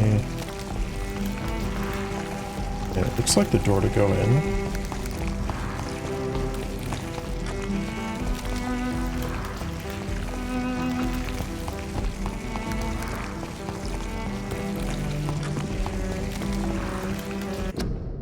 Yeah, I think I'm going to... It might be bugged. At least the sound was bugged, so I'm going back to see if maybe the game itself bugged there. Because it wasn't showing the answer or showing the quest marker anymore, so...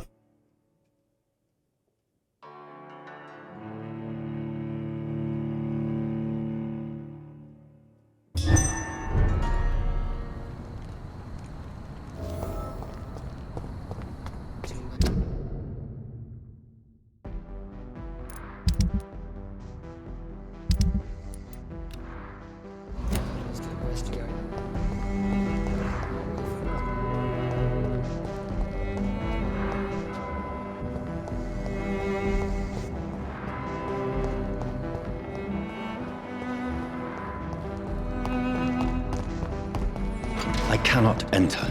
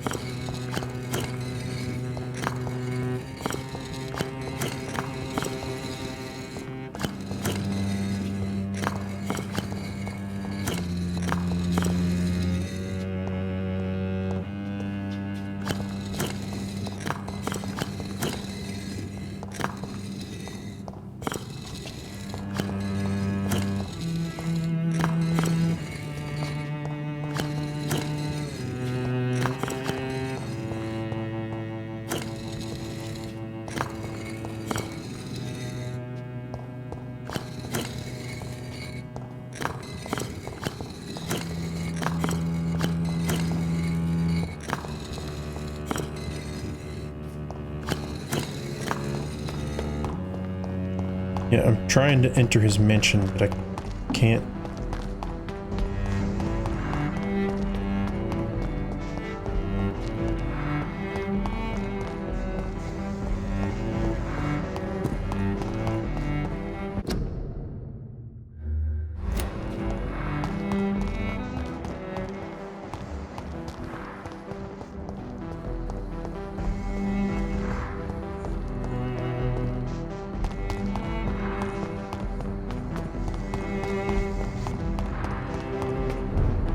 Dr. Reed. Good evening. You know... Goodbye. Dr. Reed. I am sorry, I can't help you, glad sir. to see you again. Good evening. My mother will... Goodbye, Carol. I am sorry, I can't help you, sir.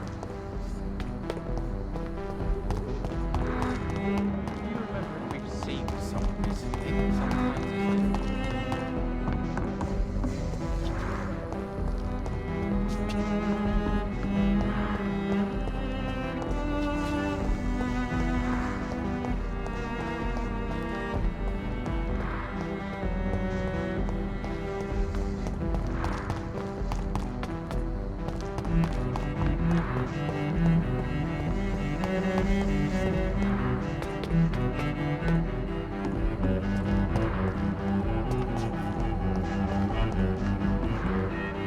Okay, I think I'm gonna have to look this up.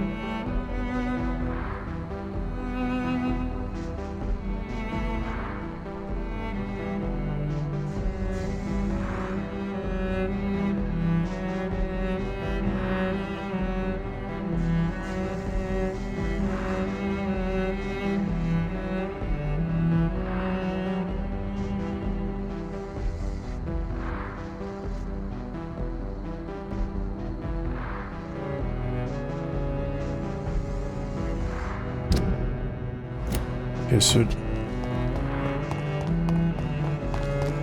according to a video, apparently I need to go through here?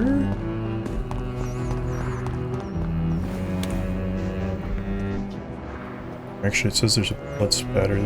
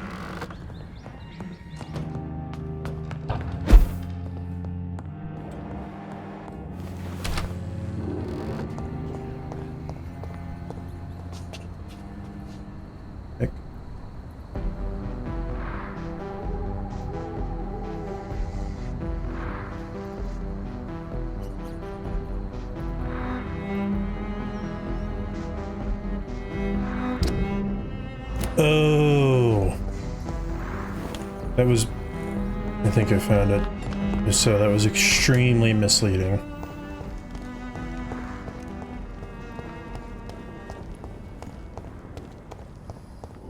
Best stay back, sir.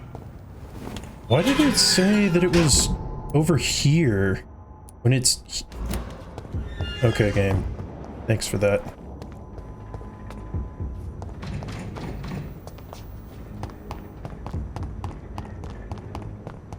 I thought that big building was his mansion, but I guess that was what Temple Church was supposed to be. Hmm.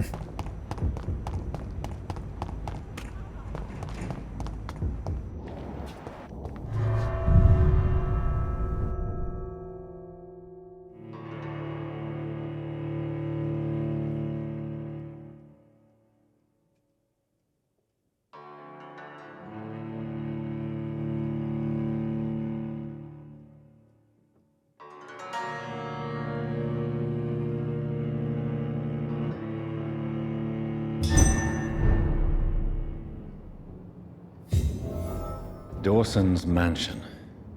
Here I am at last. But the question remains, am I ready to make a dying man my progeny?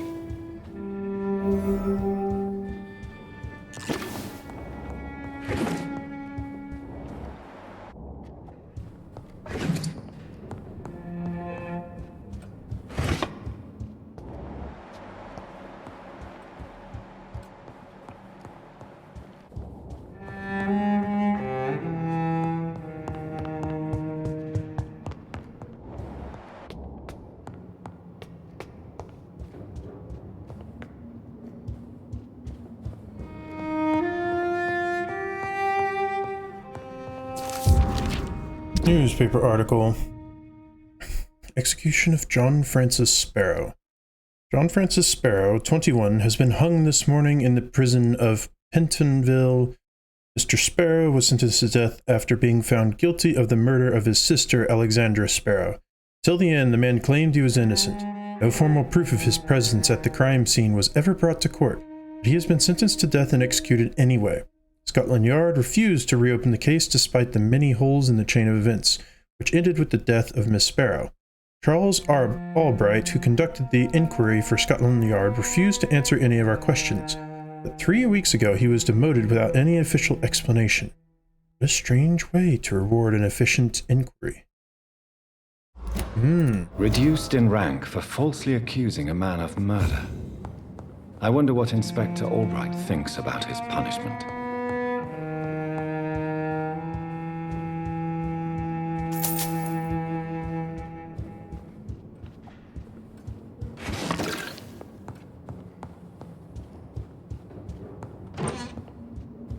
I don't know, but I have a feeling that that means that something shady has been going on. I want to go ask him. Because if this man has huge connections with money, maybe he pushed to get the guy killed for some reason.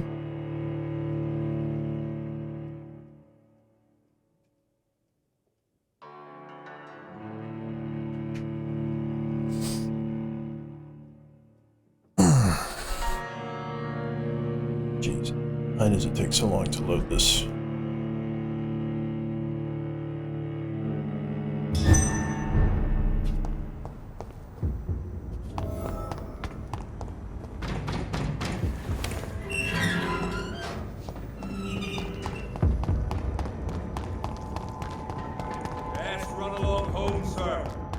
I am. Or I guess just running over here. There you are. I have a question for you. Dr. Reed. Is it true you were dropped in rank? Tell me about it. Yes, it is. I made a terrible mistake. I deserved it. Sometimes I think I should have resigned. So why are you still working here? Because I'm a damn fine copper. I just don't want to have someone innocent hung again by mistake because of me.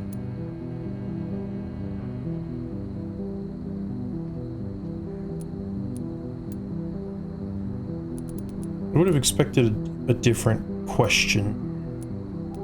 The death penalty can sometimes be appropriate. Those are strange, cold words coming from a doctor who claimed to take every risk to save lives on these dangerous streets. Okay, I failed the hint. Oops. What are you... Well, I was... why do I still... I don't think so. You had better What? Well, my two missing persons case... I was lucky. Why? I don't... Goodbye. Goodbye.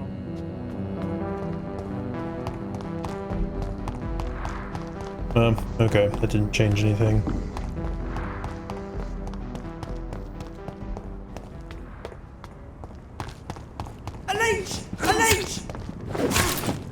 I didn't do anything to you. Stop! Fire! Roll back to the hell that spawned you!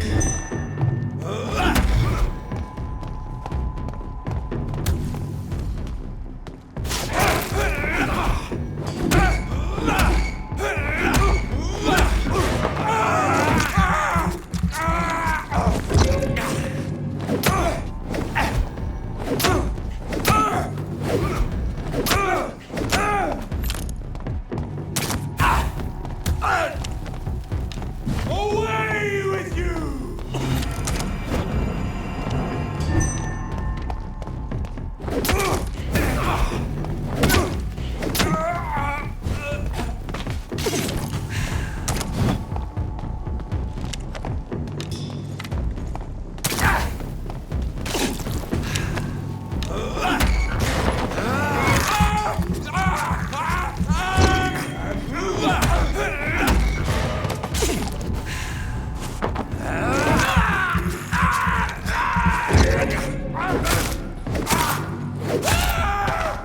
Oh, okay. At least these guys are out of the way now.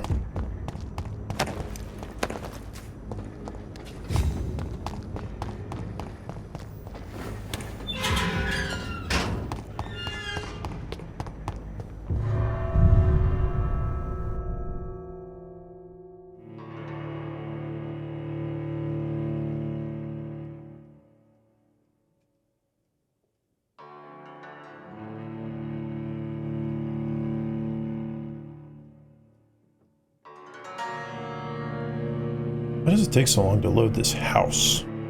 It's just a house. Okay, there we go.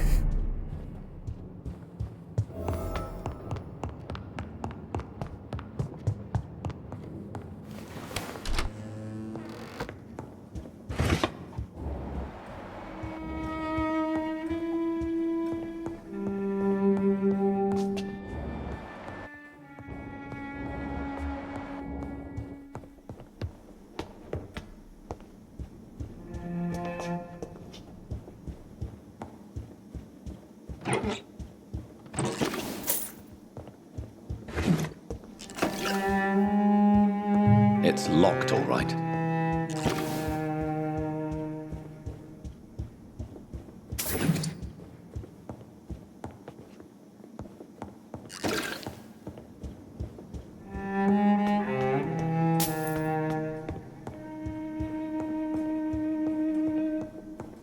It's locked.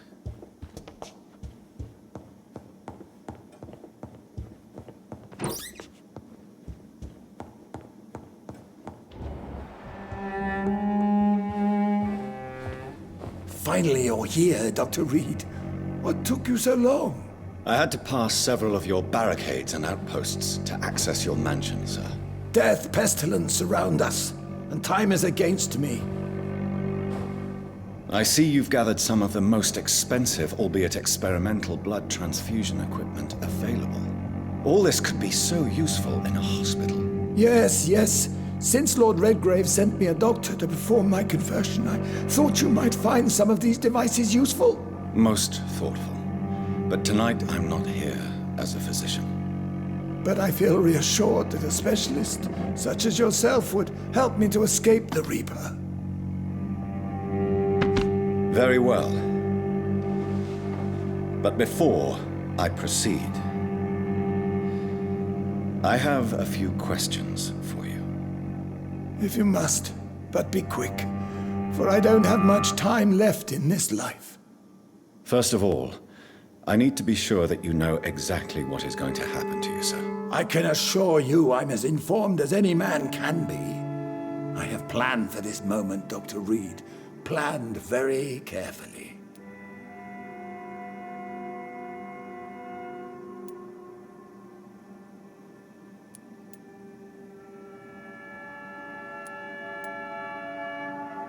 I'm the only vampire in the room for now, so please indulge me. All right. What is it you wish to ask?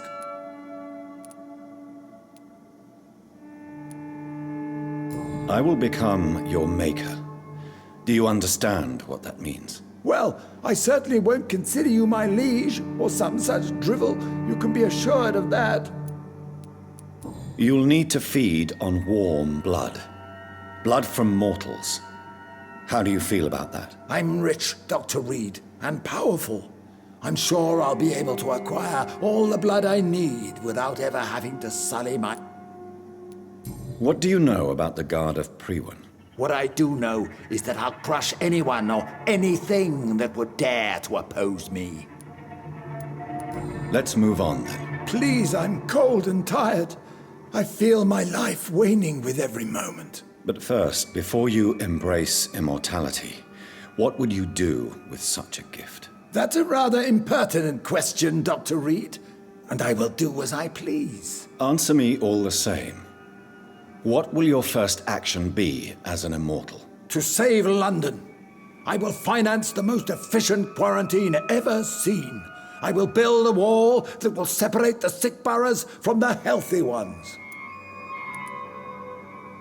Who gave you the right to decide the fate of thousands of people? My money.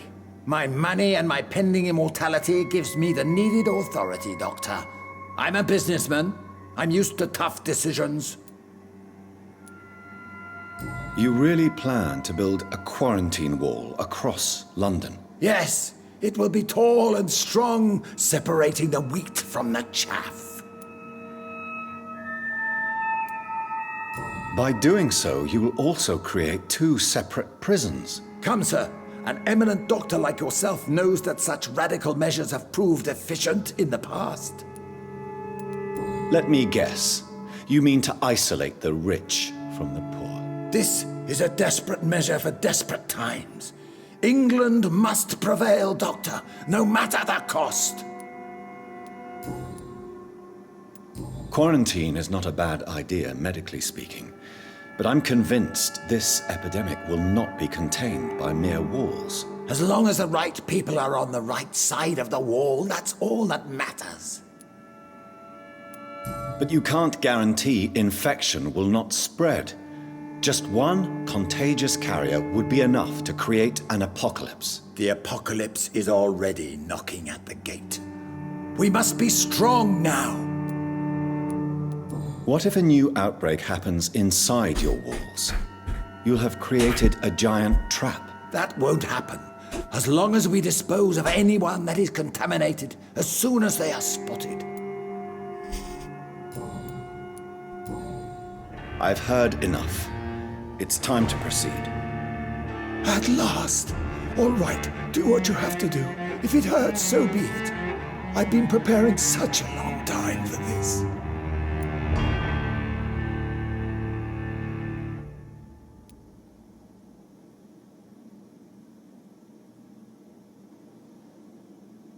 What is the charm? Forget your fear of dying? Because it doesn't turn. Listen to me, Aloysius Dawson. You will forget your fear of dying, for it has poisoned your mind and made you bitter and ruthless since the death of your twin brother. You don't understand. Death is oblivion, the eternal void. I know there's nothing there. I saw it in Robert's empty eyes. I saw myself in that coffin. Death is painful for those who remain, not for those who have passed. All that occult gibberish you filled your head with has made you forget this simple truth. No! Death will not claim me. I have the power and the money. I've acquired the arcane knowledge needed. I believe there is magic, there are dark forces. You will provide me my extension. Your ignorance makes you a fool. You have no idea. Look at me. Hunted like a beast, my family lost, cursed. I have not escaped death, I have become it. No, there must be a way. I don't want to go like my brother did. I have money, lots of money. Money won't ease your mind. I know you used to be a good and generous man, so I offer you the gift of peace, Aloysius. The tranquility of a true death. I accept your offer, and I understand. No more fear, I will die a man of dignity, and a man at peace.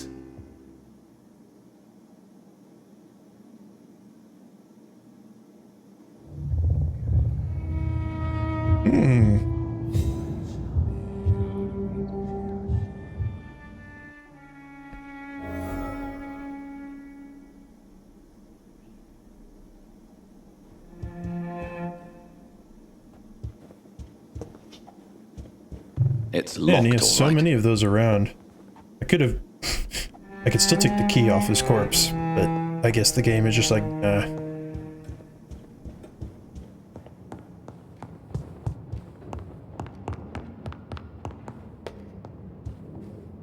Is it done, Dr. Reed? Is Aloysius Dawson reborn as expected? I'm afraid Mr. Dawson finally chose to embrace life and death as a mortal. What do you mean? He has overcome his fear of dying. I let him rest and wait for death to come. What? This is unacceptable. Go back there and make him the powerful Ekon he's destined to be. No, Lord Redgrave. As a doctor and as an immortal, I can't. If you wish to make him your progeny, then proceed on your own. This is an outrage beyond words. This is betrayal, pure and simple. I should kill you on the spot. You swore on William Marshall's blood. Well, get rid of me then. From now on, you're an outcast. Banished. You are forbidden to ever appear in front of us again. Ascalon will smite you on sight, and your heart will be thrown to the rats. I'll leave you then. Have fun with your puppets and shadow plays, Lord Redgrave. Yes, go, traitor, and take that awful creature, that counterfeit of a woman I saw waiting for you, and be gone!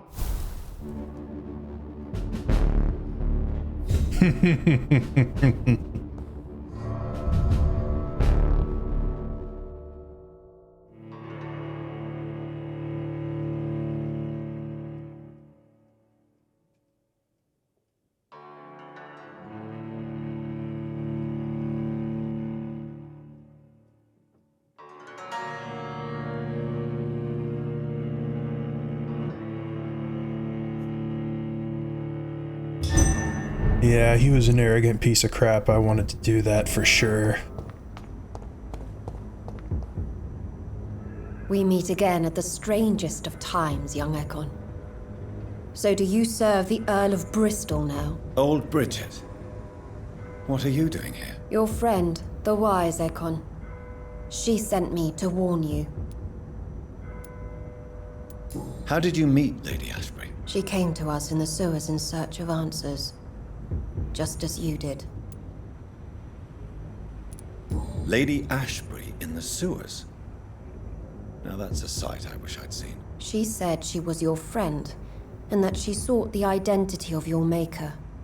so I answered her questions. What kind of answers did you give her? I knew nothing of your maker, but we talked. We talked a lot. Her words and ideas are captivating. It is no surprise that you like her. I like her too. Did anyone see you? It's a long way from the dock sewers, and hunters are patrolling the streets here. Who said I took the streets? How do you think I survived for centuries in this city without ever being seen? I know all her secrets. Fair enough. Lady Ashbury? You know her? Tell me what's going on. The lady approached me but a few nights ago, wanting to meet the sewer skulls. Once she questioned Harriet Jones. She agreed to help us. Harriet Jones is still with you then? How is she doing? Harriet remains angry, but is recovering slowly. Her mind is twisted, but at least her body is healing. Tell me what is going on. The lady asked us to keep an eye on your mortal doctor friend while you were away. We spotted the hunters. They were discussing plans to attack tonight. Wait, slow down. I need to ask you something. I'm listening, but I do not have time to waste, so be quick. Why do I feel like Lord Redgrave was particularly irritated to see you? Far more so than the average Skull, if I may say. Because I used to know him quite well, and he is afraid I may remember who he really is. You're Elizabeth's informant. You're the one who told her about Lord Redgrave's lies regarding his lineage. Yes, but my words were not meant to hurt or threaten.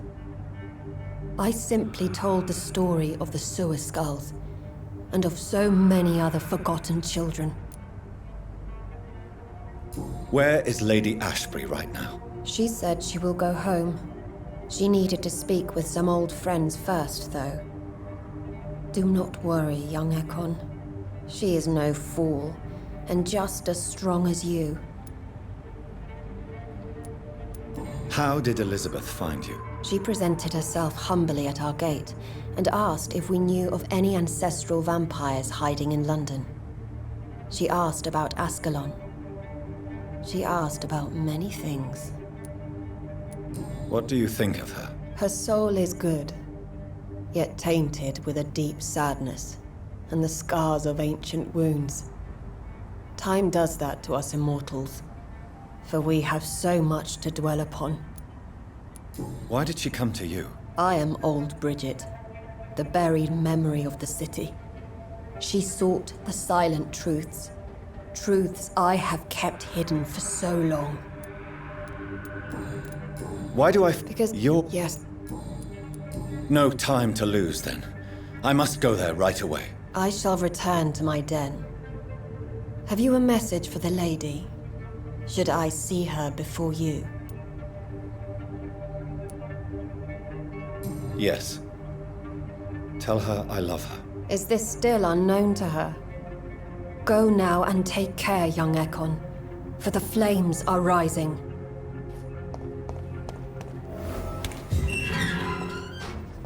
Alright, the quickest way to get back, it looks like, is probably to go through Whitechapel. Oh, actually I can just go talk to her real quick. I might go ahead and do that then.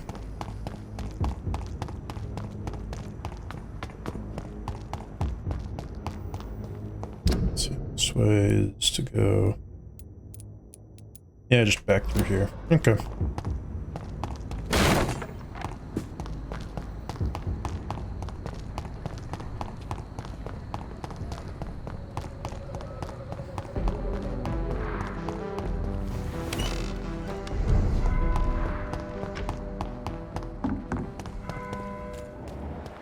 You London vampires are so passionate. Ah!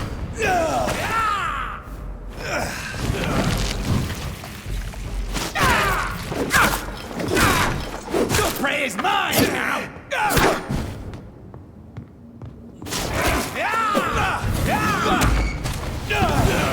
come on, I was out of...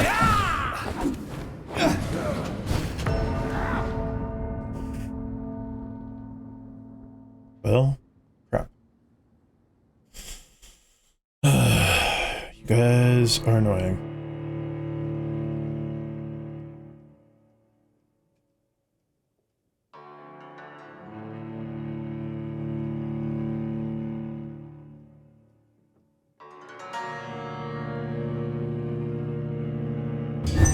This is now my domain, young Echo. Oh, that's some BS. Doing that to me so that I can't avoid it.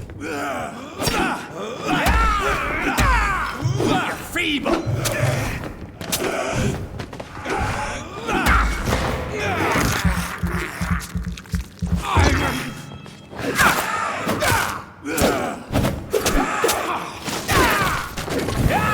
You're mine. What? What?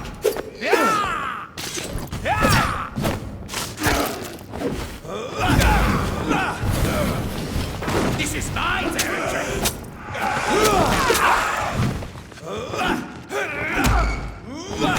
What the?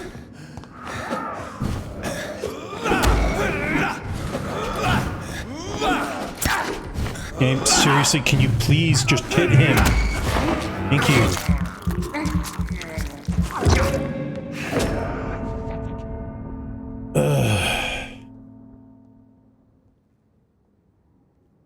So you know what? I'll just use my ult on him as well.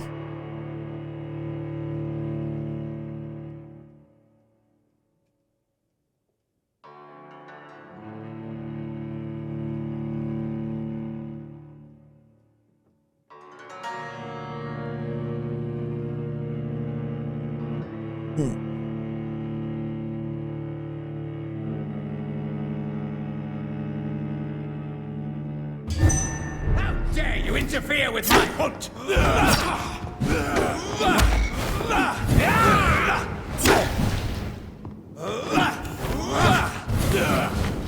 Your prey is mine.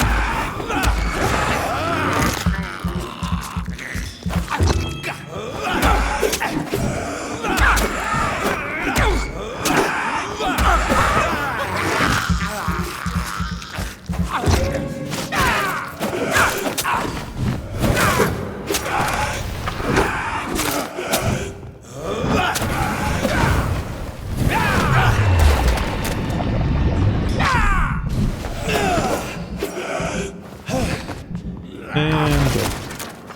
Thank you. And screw off.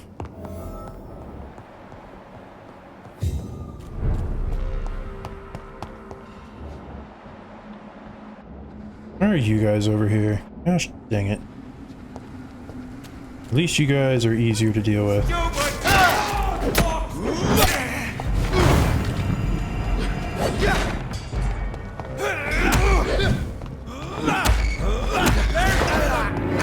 Give me more blood.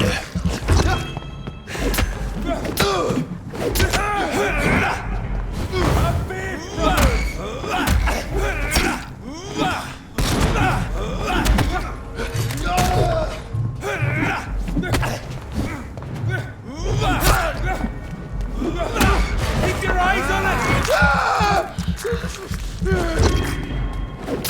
He's dead!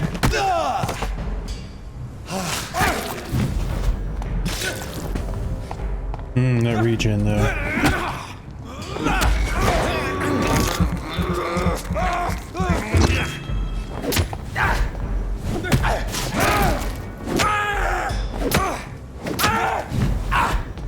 I order you.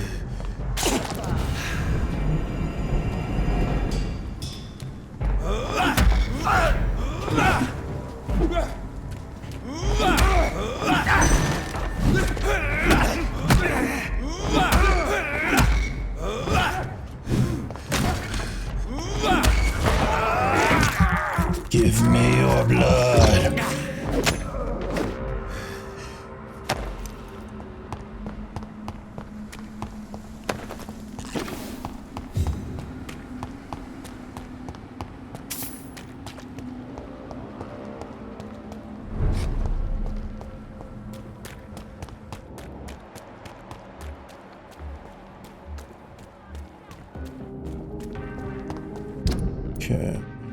I just need to keep on going straight down here. Anything to connect me to this city? Did I ever talk to you? I don't think I did. We meet again, Mr. Kimura, in a more peaceful situation. Dr. Reed, still visiting London by night? We must both be nocturnal animals, you and I. After your captivity, I thought you'd be more cautious. Breathing the cold night air helps calm my mind, sir. I've had the most frightening nightmares since I escaped that filthy jail. How is the situation in the West End? I've heard rumors about armed men patrolling and fighting infected citizens in these very streets. I was lucky they didn't shoot me when I was abducted. Fair enough. May I ask you what you do for a living, Mr. Kimura? I was a landlord. A wealthy one. And not a very kind one, I realized recently. Why this sudden epiphany? Is it because of your near-death experience? I was already feeling nostalgic about Weymouth, my hometown. With recent events, I'm thinking about going back there. What can you tell me about your abduction? If you really want to know, I was locked in that building for 3 or 4 days. My jailer was insane, mumbling about sacrifice and voices. And why didn't he sacrifice you? That was the weirdest part.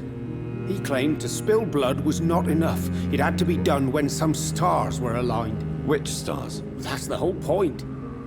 He wanted me to talk to him about some Red Queen configuration or constellation. I've never heard of such an astronomical term. What did he say about voices? He constantly whined about the voice of his master, ordering him to do terrible things. He wanted to silence the voice by offering blood. My blood.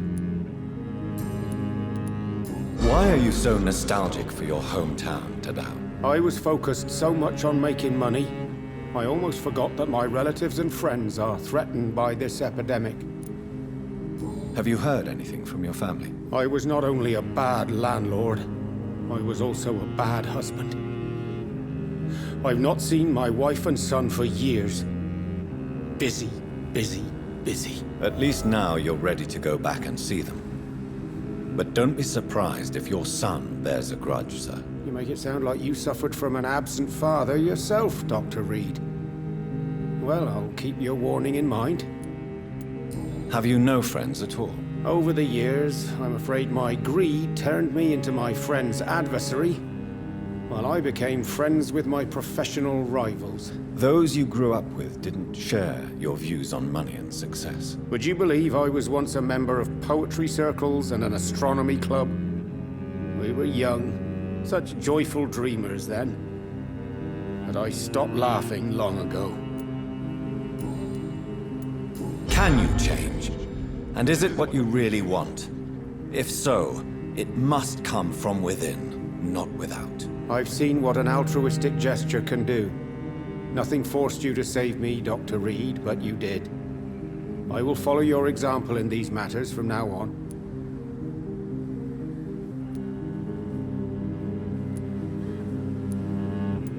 There is no need to thank me. Rescuing a London citizen should not be out of the ordinary, though I'm afraid it may appear so in these difficult times. You did not only rescue me, you fought for me. You put your life in danger to save me. That's quite extraordinary. How will you cope if you're attacked again? I don't know.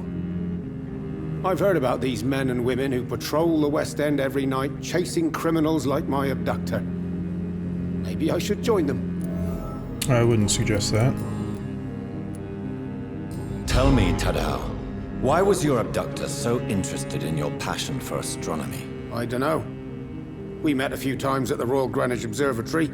He seemed to share my hobby. Then he invited me to his house and locked me in. Yes, astronomy is a fascinating subject. When I was a child, my mother bought a small telescope for my sister and I. We spent many a pleasant evening stargazing. Stars are not just dots in the sky, Doctor. They are the key to our understanding of the cosmos. They remind us how insignificant we are. You're right. But children love magic and stories. I remember our mother told us constellations have the power to protect us. Protection by the light of the stars. That's sweet. You remember the name of these constellations?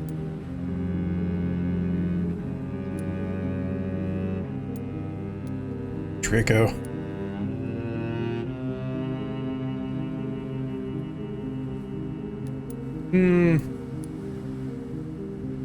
We'll do this one. Cygnus.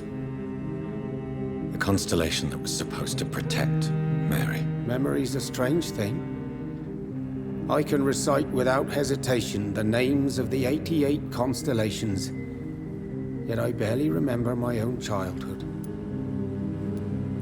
Did he fake his interest in astronomy to get close to you? No.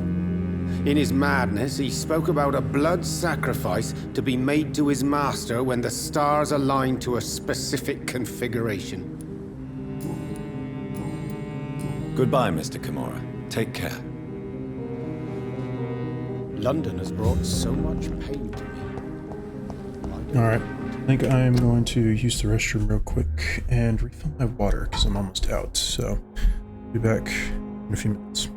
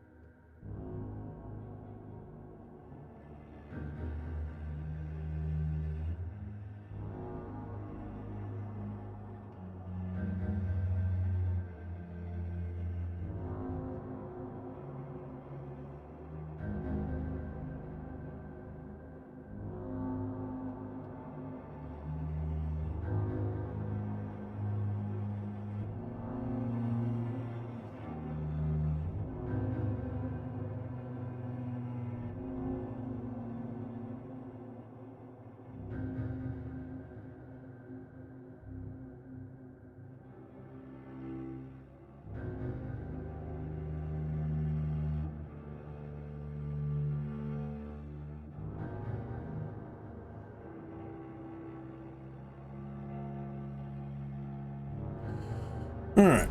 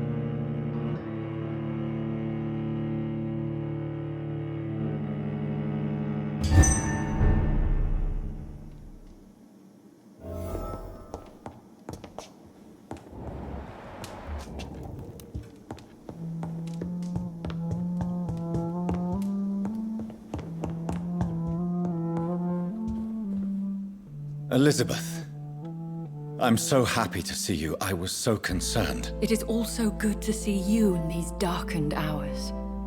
Is all well, my dear? Indeed, we stand upon the precipice. Has the news reached you of Edgar Swansea? No. I returned home but moments ago. What of him? Your friend, the well-informed old Bridget, tells me the Guard of Priwen has assaulted Pembroke. I fear Edgar tops their bloody list. Bridget? She is such a tragic figure. And yet, I sense deep inside, she has a delicate, fragile soul.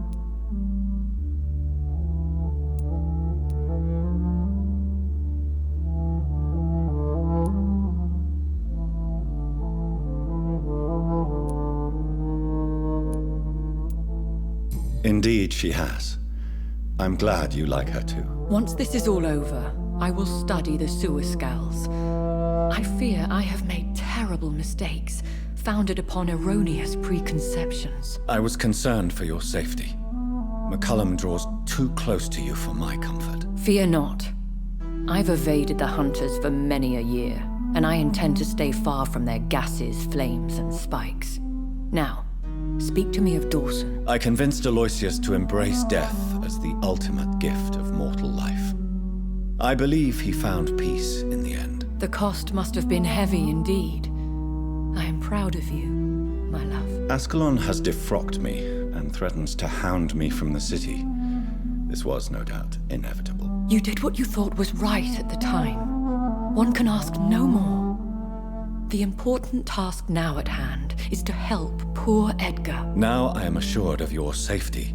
That is precisely my intention. Good. Now go, my dear, and return with good news with the greatest haste. Indeed. Will do.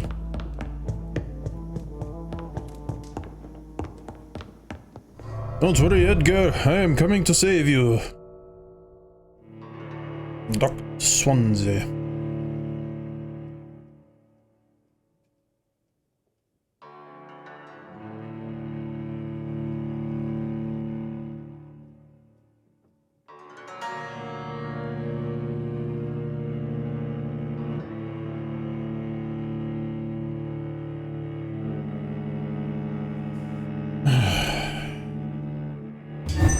There we go. Alright, and I believe I just need to make a right here. And go across, yep.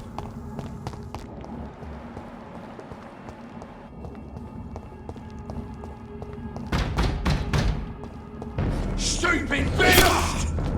The power of the Lord commands you! You're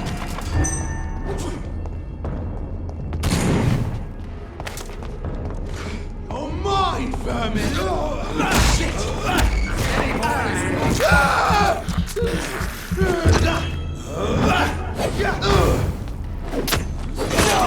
it! Kill it all you deserve! Fear no evil! We do the Lord's work! Go on! Back to the shadow! He's dead! Christ, he's dead!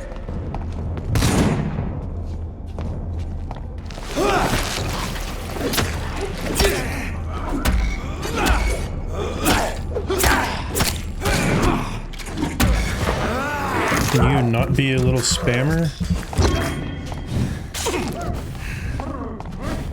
I'll kill you!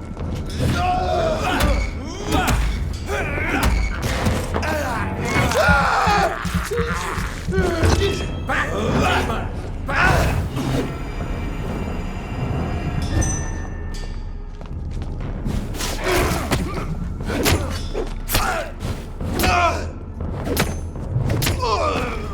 Thank you.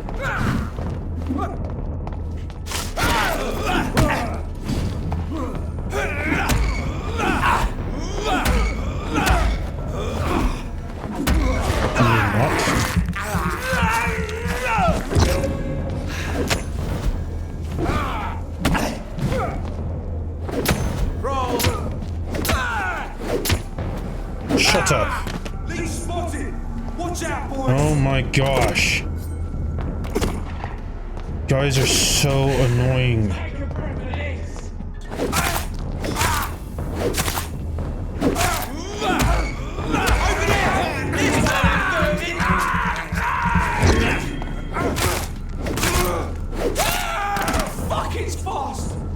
You're dang right. Now leave me the frickin' alone. I'm going this way.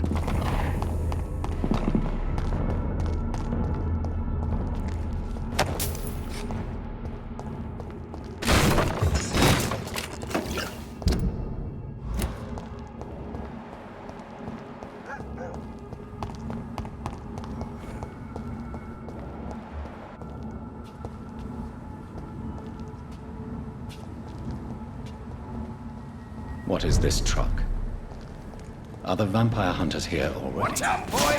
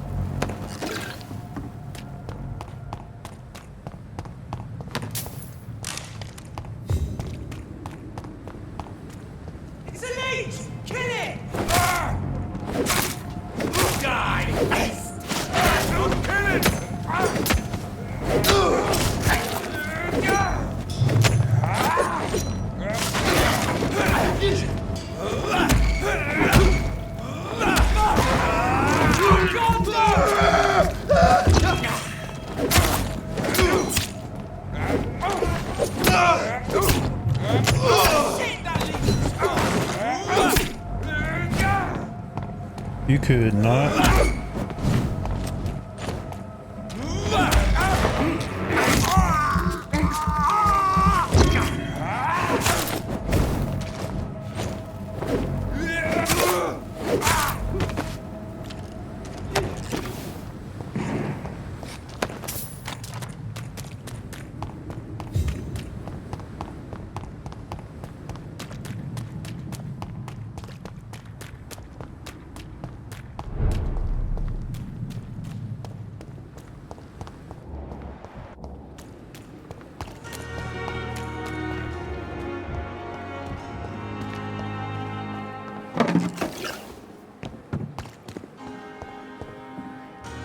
Good evening. Good evening. Are you all right? I heard the hospital was attacked. For months I said this day would come. We should have armed ourselves. Riots are rising. The end is near. Wise choice, Doctor.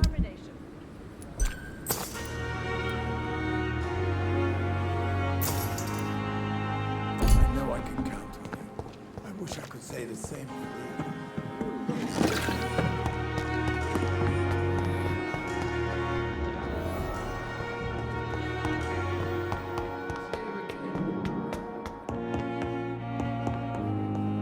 Those bastards. What have they done to Edgar? Looks like he's wounded. I better follow the blood.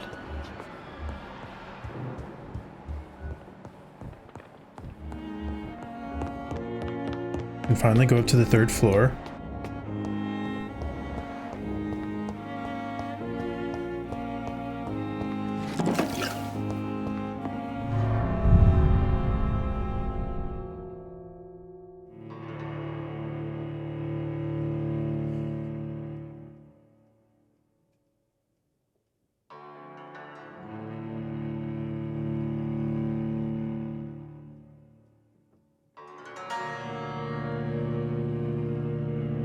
Alright, let's see what they've done to the doctor.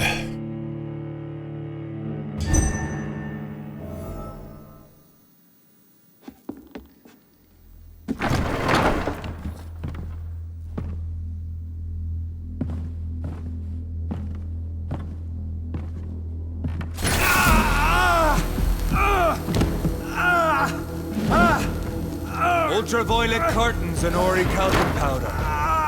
Dr. Swansea's always been a resourceful bastard. I bet he never told you he had this installed in case of a vampire attack. Says a lot about how much he trusts you. What have you done with Edgar? Don't worry. We don't kill humans. Even if your friend is deserving of a little punishment for one. What are you talking about? We know everything. Swansea and you created this bloody epidemic.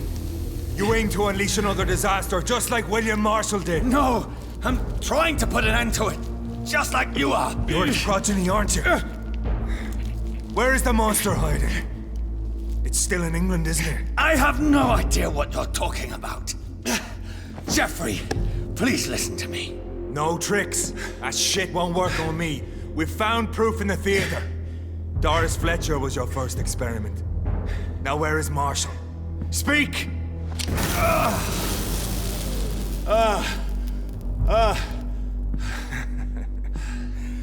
So much for modern technology. Time for the tried and true. Do you know what this is, Beast?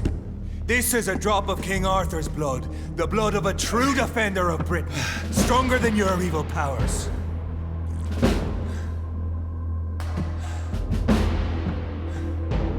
This is ridiculous. We're losing precious time. True enough. Soon I'll bring your head before your coward of a father. I know! It hurts, doesn't it?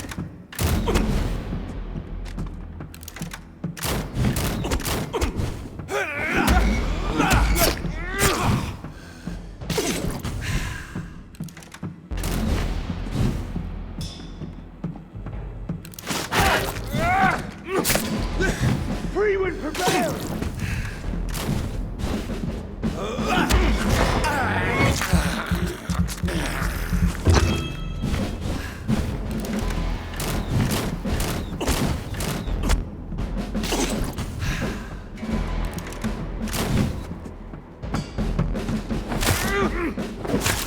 Let's take you down!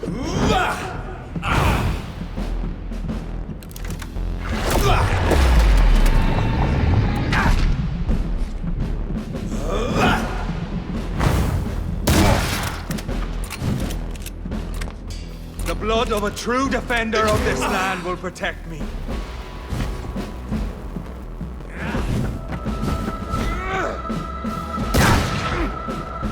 Close your eyes! This is gonna hurt.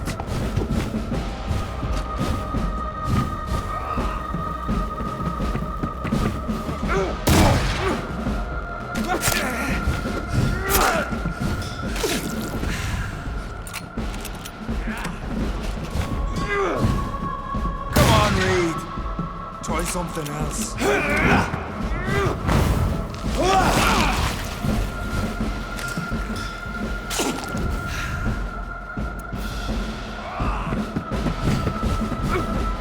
What is with these lights? Can't even hardly get close to him. If you're so innocent, why does simple light burn you so much?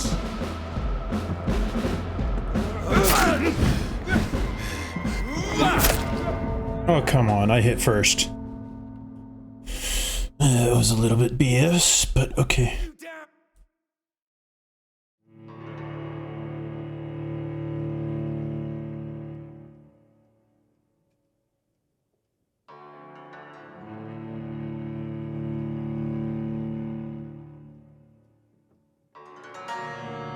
Why does it take so long to reload it just to the beginning of the fight?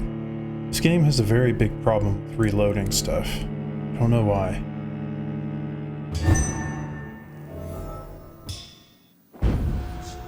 Like, seriously, why did it take so long to reload me right here? And this is on an SSD. Fight like a man.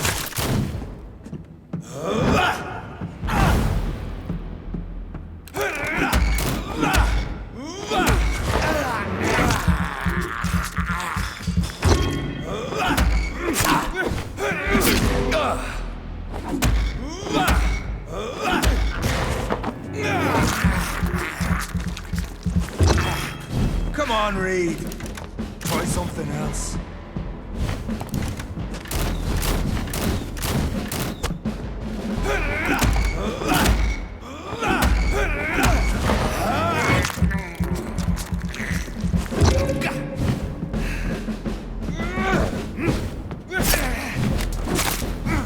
Your poisonous bite is useless on me.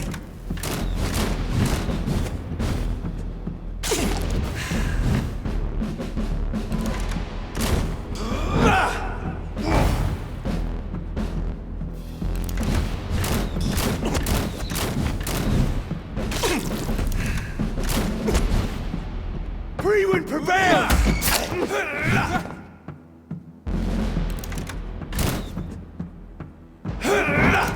You quit standing in the light.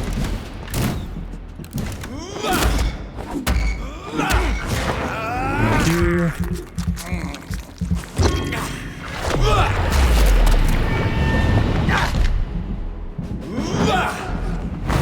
I'll pin you down!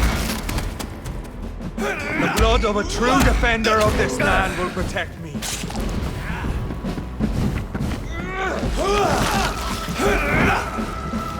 I know! It hurts, doesn't it?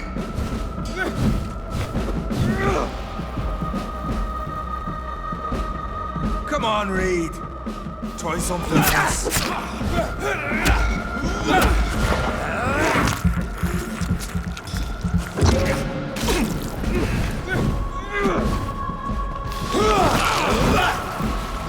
Close your eyes! This is gonna hurt. Your poisonous bite is useless.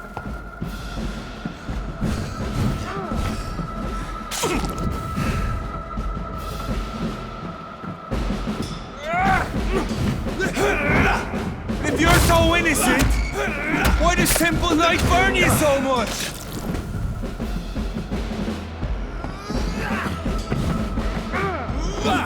Show some style. Fight like a man. Says the guy who's using all these lights and things against me.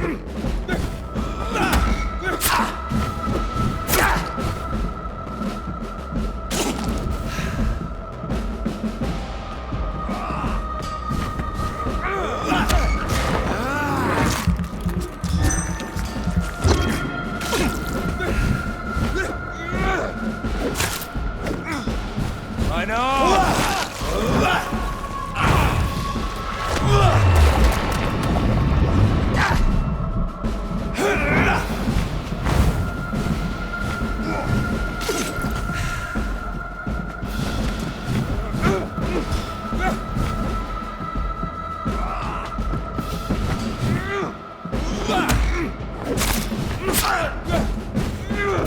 It really is annoying because he sits in the light half the time, so you can't do anything.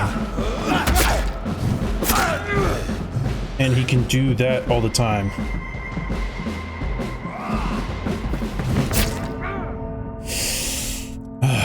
Oh, I forgot I had my shotgun. I could have just finished him off. Oh well.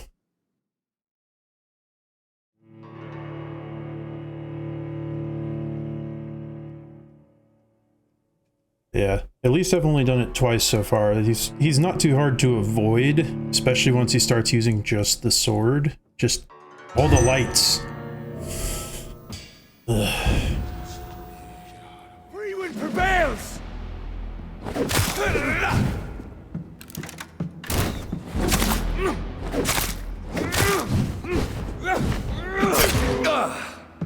I don't know how that managed to hit me.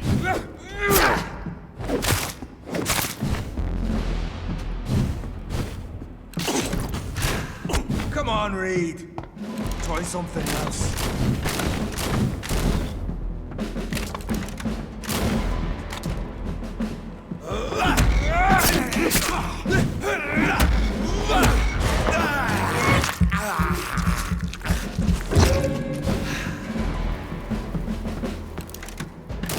Your poisonous bite is useless on me.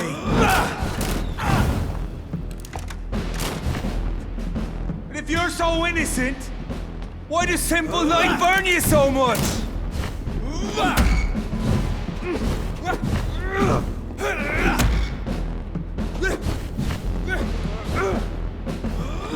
Or pin you down!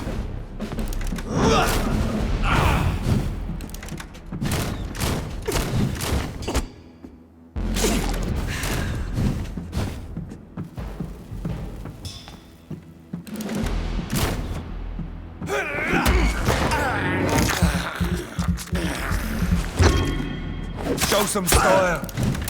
Fight like a man. I know. Why don't you fight like a man?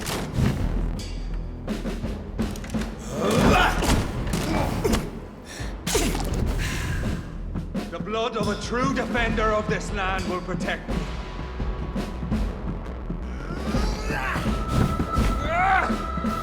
Freedom prevails!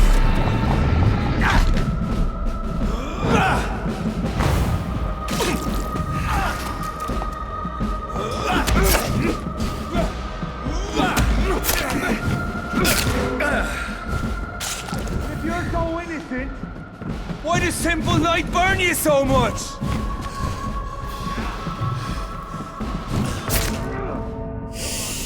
Okay, that was dumb. He was already starting the swing animation, and then he just not teleported, he just floated to me. Shotgun bullets do I have? Check. If I can get him to halfway, and I have the shotgun to finish him off. Should only take 2, maybe? Okay, good. I've got all my shotgun bullets. I'll pin you down!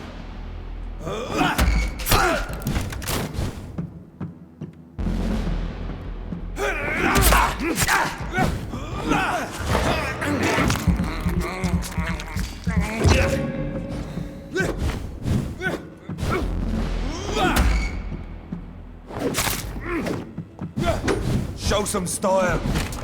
Fight like a man.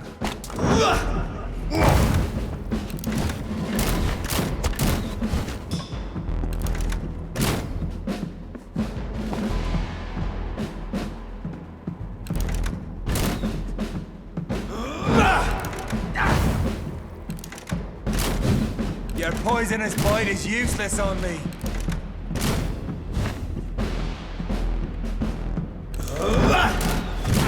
True light will cleanse you.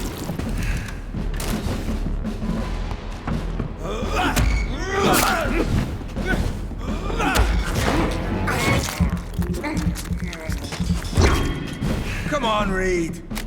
Try something else.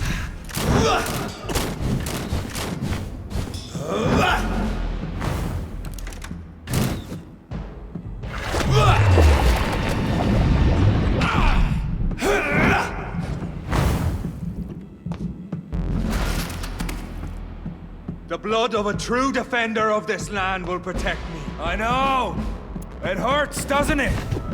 Freewind prevail!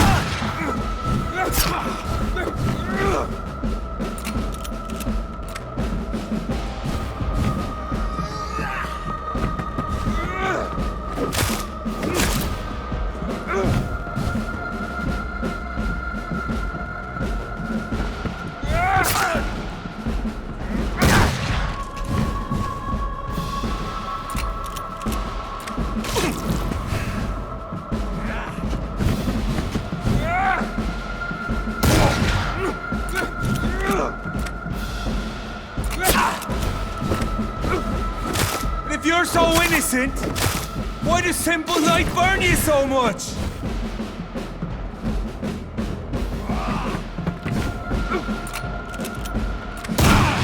I know! It hurts, does it?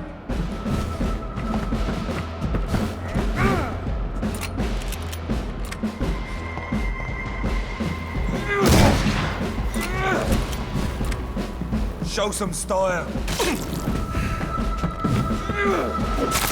Close your eyes! This is gonna hurt. Gosh, all the lights.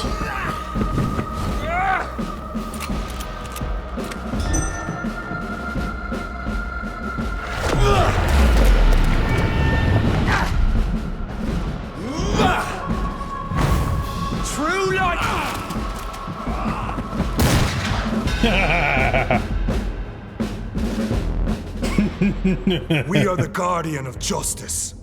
Priwen shall prevail. You can't accept the fact we're not enemies, can you? We always have been, and we always will be. Of all the evils that threaten mankind, your kind are the worst. I'm not saying we could be friends, you and I. But perhaps we could collaborate to put an end to this epidemic. Never! We are Priwen. We do not negotiate. We do not compromise.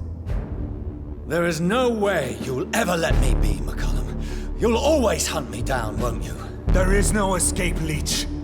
Kill me now. For there is no way you can sway me to your ideals.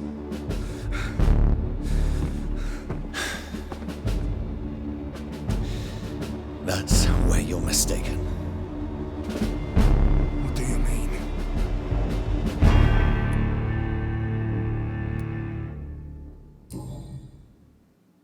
I'll spare you, McCullum. I'll offer you the mercy you never offered me. What is this ruse?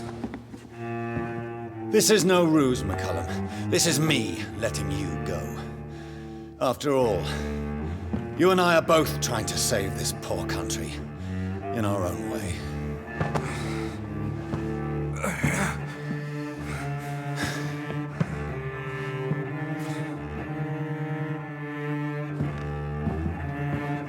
I'll kill you, Reed. Next time we meet, I'll end you. See? Progress already. You called me by my name. Until the next time. Goodbye, Hunter.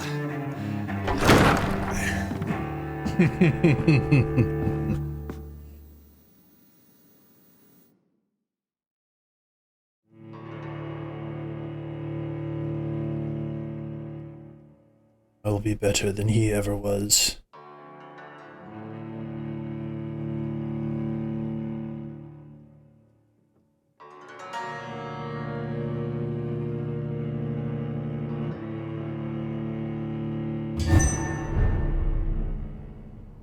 Oof, but I am still hurting a lot. Oh well, fortunately my health will mostly regen.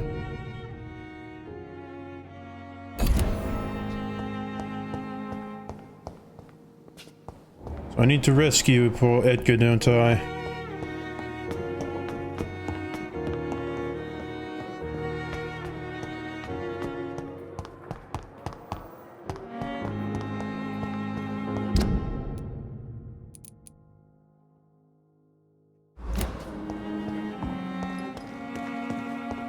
See, the quickest way, probably go back down through here and up there again. Actually, can't remember. Is there a way for me to teleport across right there? That would make it really...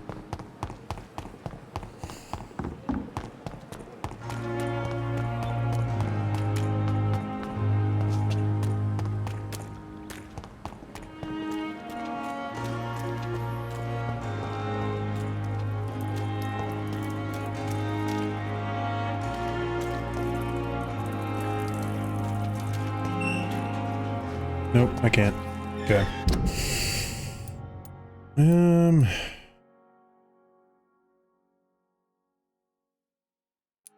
Technically this route is shorter. Technically speaking.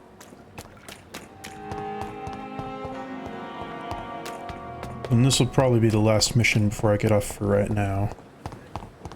Got to go and feed the cats at home. Or my parents' house. And I'm probably gonna stream me and my friends doing some, Oh, Lord Hemsley. Doing some Diablo 4 tonight.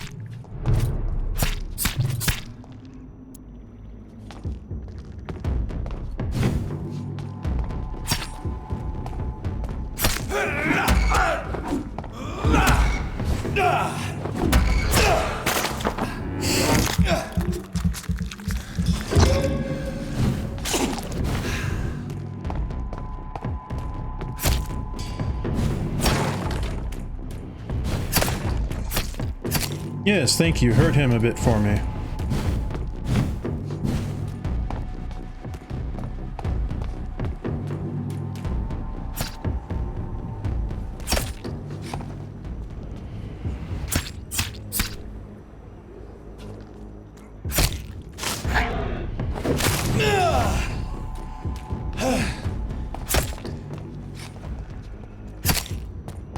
Well, at least you used that on him and not me.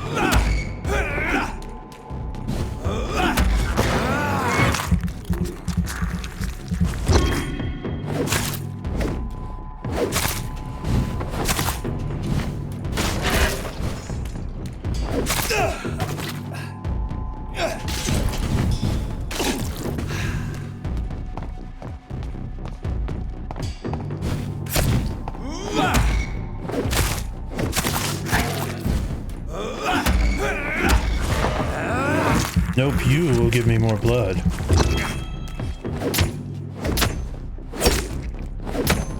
Thank you.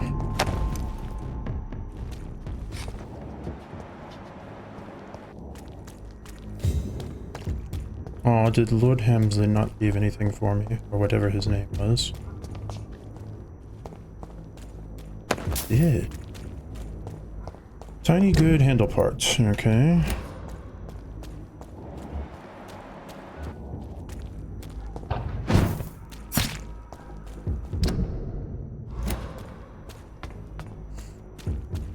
Yeah, you guys fight it out. I don't really care about your struggle there.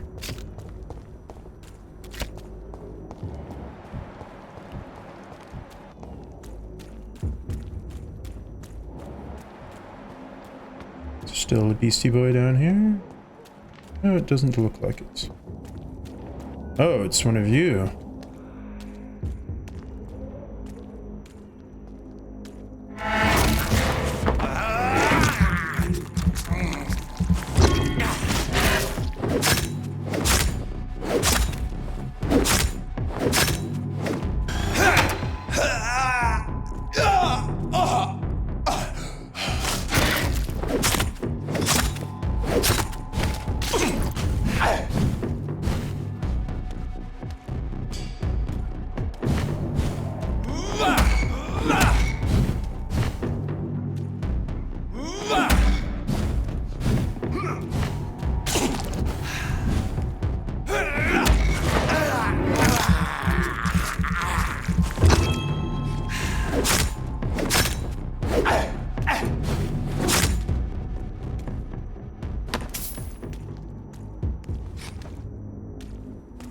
Will I really not come down?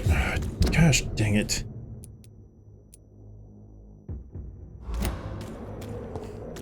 I suppose I really haven't done that. Heal myself up.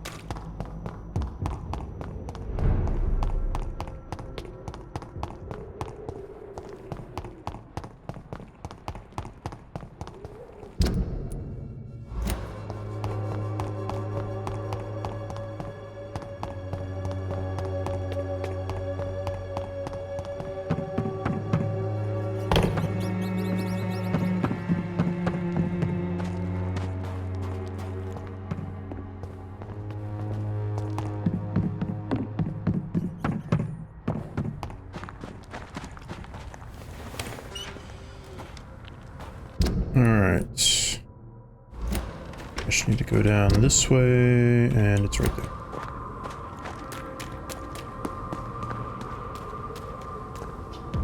Actually, can I just go in through here?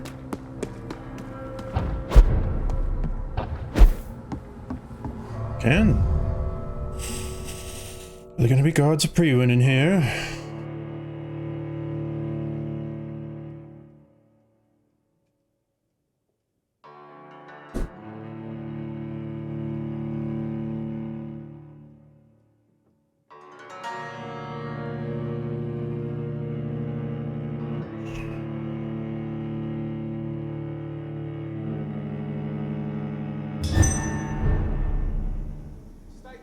So Priwen never left Doris's theatre after they invaded.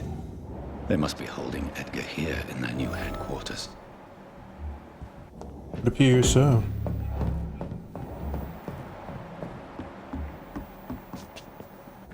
Fortunately, Priwen is so much easier to handle than the others. Vampires are more annoying, and skulls are more annoying.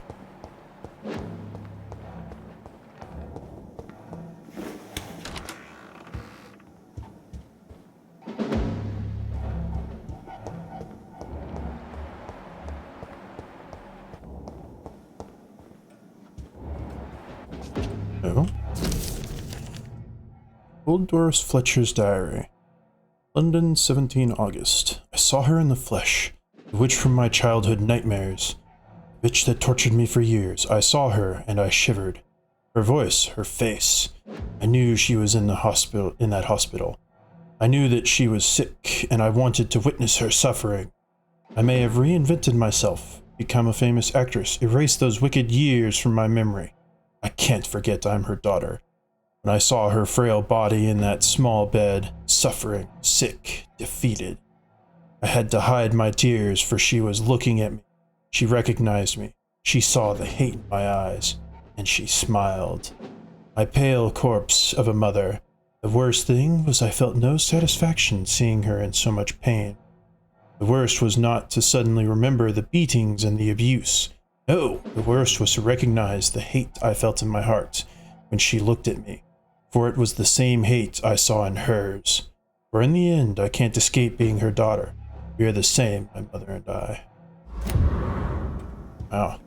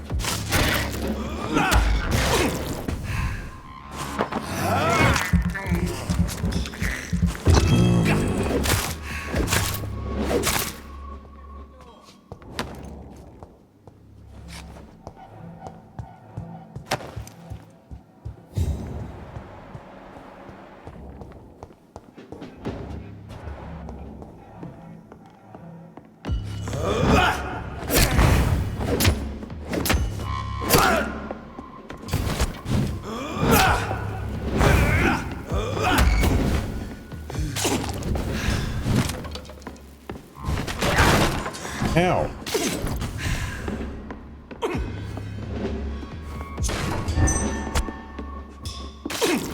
What the heck am I stuck on?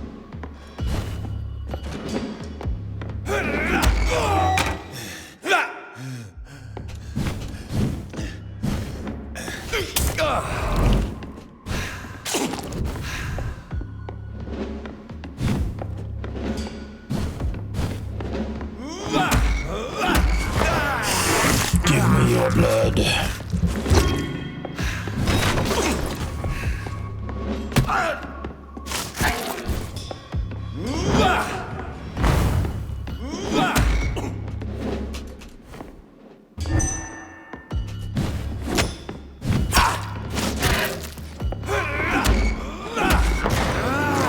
Nope. No doing that.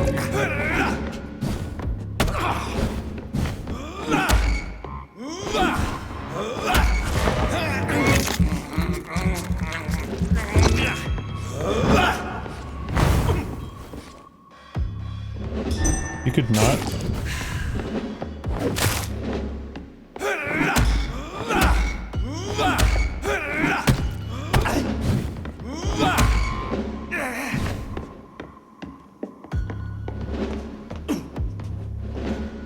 Why can that hit me so far away?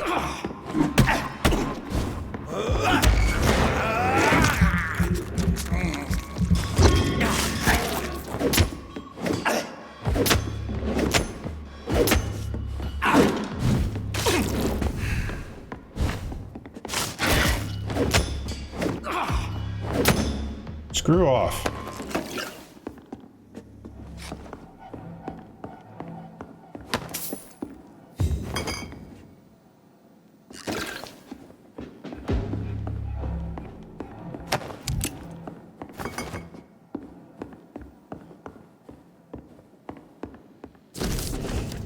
McCullum's report. I just finished reading Doris Fletcher's journal. As painful and dreadful as it was, my God, the woman planned to see everyone in London afflicted by infecting all who would come to her next play. It helped me understand greatly what's going on. Doris Fletcher's real name was Doris Jones. She was the daughter of some Harriet Jones who has been treated as a patient for a long time at the Pembroke Hospital. She clearly hated her mother, but used her fame and notoriety to see her while visiting the poor and sick in the East End. I don't know exactly what happened then, but this is how her mother infected her before returning to the theater, and how she turned into that monstrosity that the leech known as Jonathan Reed finally defeated. The presence of that vampire in the same hospital where Harriet Jones was treated can't be a coincidence. I am convinced he is deeply involved with the vampire plague going on in London right now. I'm also convinced Swansea is his accomplice, and that those two are planning something more terrifying than anything the Guard has ever faced. Maybe I should have some time to read the old books and manuscripts the Guard still possesses to get some answers. May prove useful. In the meantime, I better send some patrols to investigate about what is occurring at the Pembroke Hospital. Next day. Or next entry. It took me 2 days to parse through the dusty registers and books we keep in the vault. God, I hate losing time like this. The search did prove fruitful for once. I found 2 pages that could be related to our present situation in a copy of William Marshall's memoirs. I took them with me to read more carefully. This creature Marshall says he fought in 1666, this disaster that aimed to destroy London, is very similar to what happened with Doris Fletcher. Disease, infection, hate of the living, a desire to see the city ransacked. I have no doubts now that the bloody old leech of William Marshall was behind all of this, and that he is back. This could be our greatest accomplishment. The Guard could at least find and destroy that old bastard. I believe what Marshall did in 1966 is exactly what Reed is now trying to do. Did the creature, this disaster, escape their will? Is that why Marshall destroyed him in 1966, and Reed did the same with Doris Fletcher before she became such a creature? I don't know. Those two are clearly working together, and Swansea is helping them. I'll immediately give orders to have him arrested and interrogated. As for Reed, I'll destroy the evil beast myself, and then we'll deal with William Marshall and this disaster thing. Pruin will prevail once more. Doris Fletcher was about to become a disaster. I'm getting close to having all the evidence. There's also this.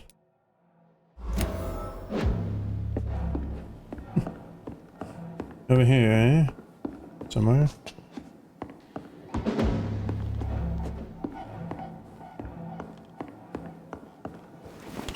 It's supposed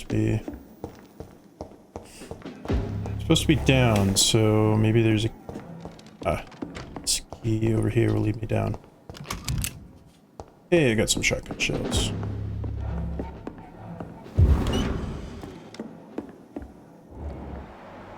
Oh, he is down there. Okay.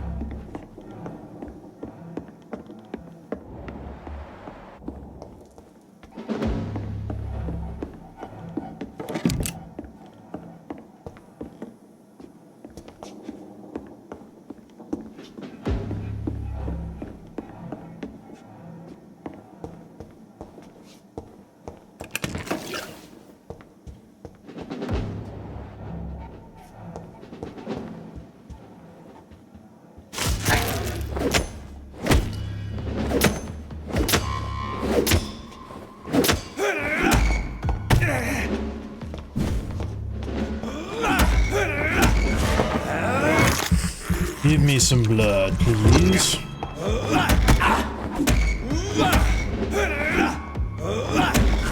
Give me some more blood, please. Thank you. Now you can die. You have satiated my need.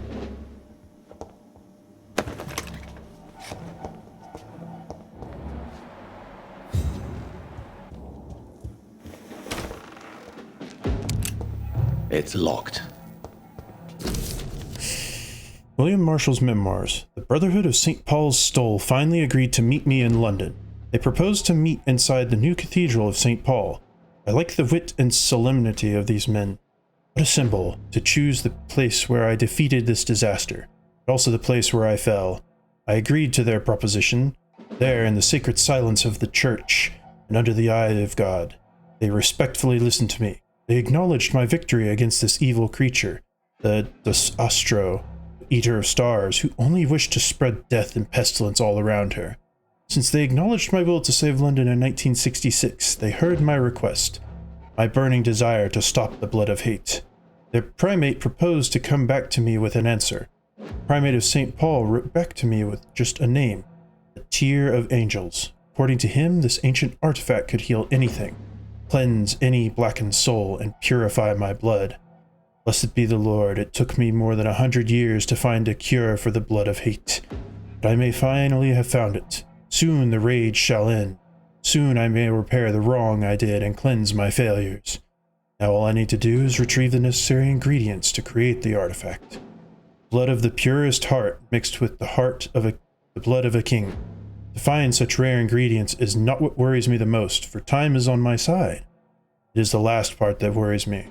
Pure essence of garlic. I'm afraid it will literally hurt like hell when I drink the antidote. But if that's the price to pay for cleansing my soul and correcting my mistakes, I am ready to endure this excruciating pain.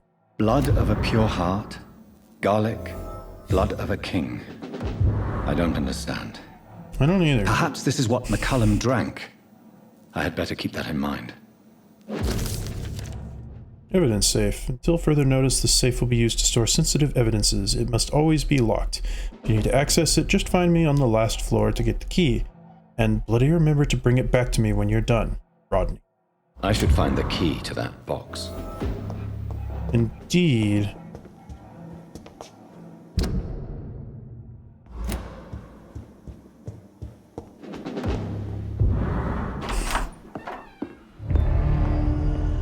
Edgar.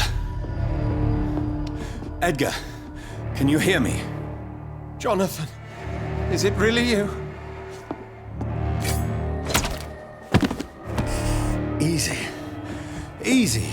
Save your strength. I'm getting you out of here.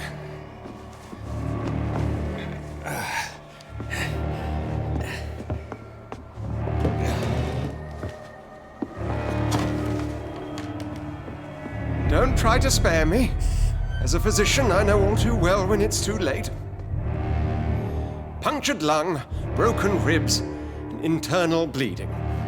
An accurate diagnosis, wouldn't you say? Edgar, what happened? They wanted me to confess. Beat me black and blue. Geoffrey McCullum ambushed me at the Pembroke Hospital. He was convinced you and I were responsible for the Skal epidemic. I never imagined that self-righteous fanatic would dare to attack us in the open. What became of him? To prove him wrong, I let him go. Really? Are you sure that was the wisest course of action? Time will tell. The most intriguing part of his accusation was that you and I were the pawns of some ancient vampire. William Marshall. Yes, they tortured me to make me confess the same nonsense.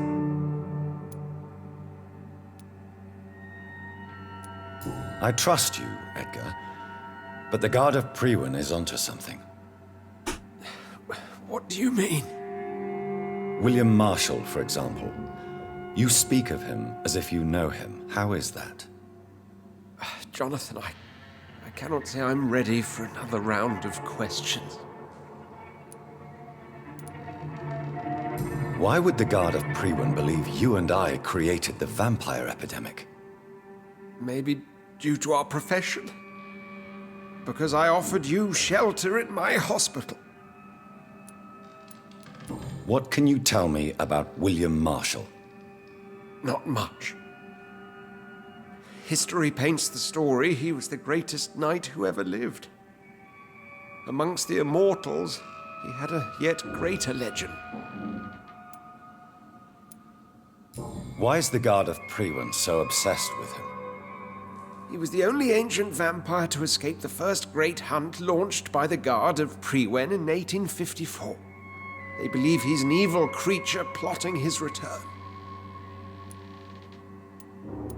Why would he deserve such a reputation?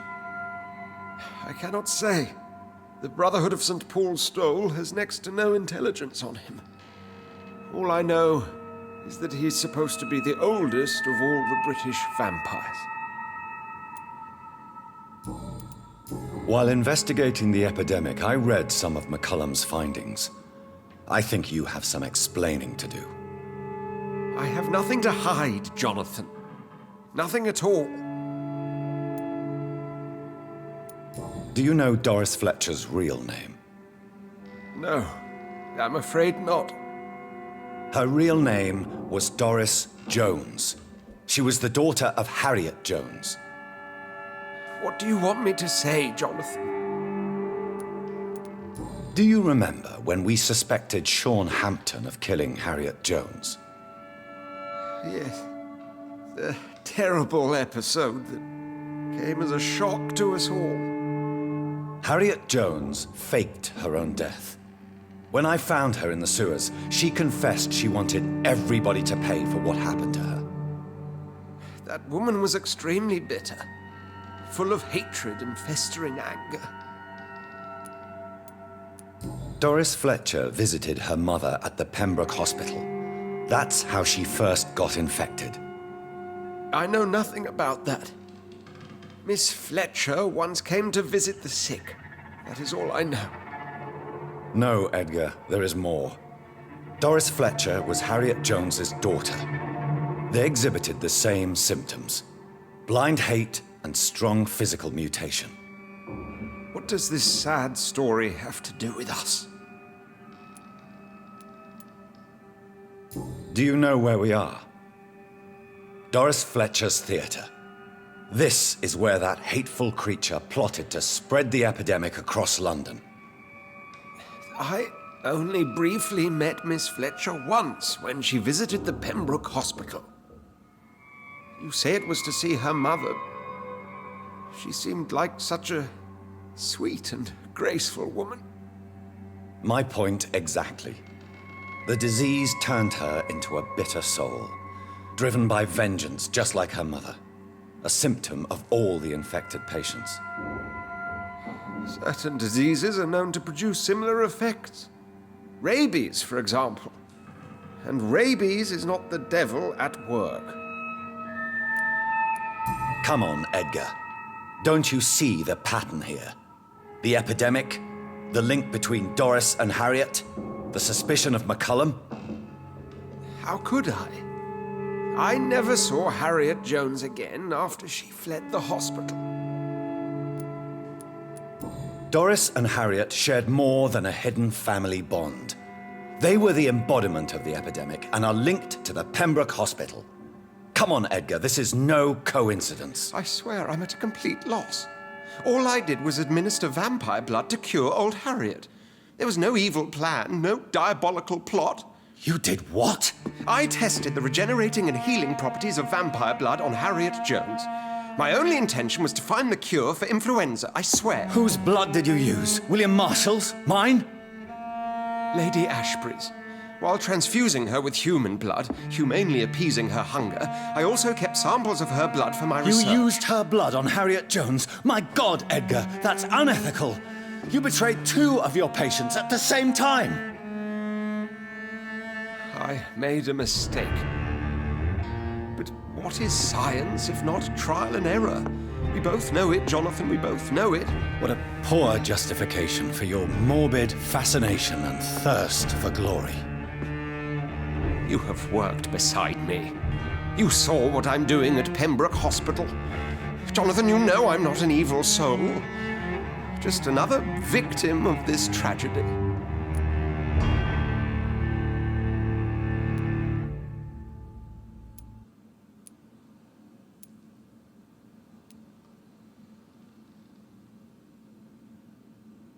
I guess I'll just let him die. Since he dies with all of them. You're about to die. I won't say it's fair, but I can't say you don't deserve it. Your words hurt deeply, Jonathan. But they come from a friend. I helped you, remember? Yes. I remember. The second I saw you in that bar, I knew we would accomplish great things, you and I. I thought you were a vampire, till you brandished that cross.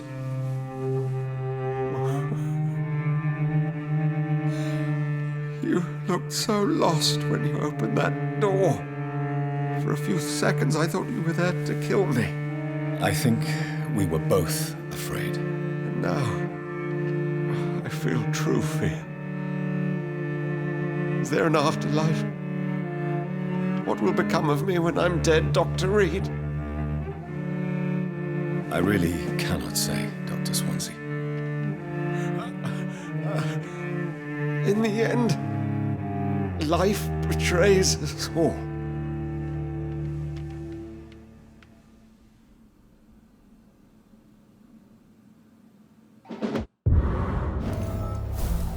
Bang Swansea. I failed a hint, apparently.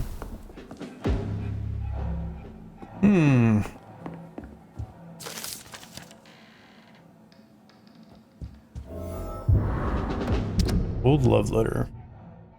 London, 12 May. My most exquisite friend, everything is now ready for our journey to France.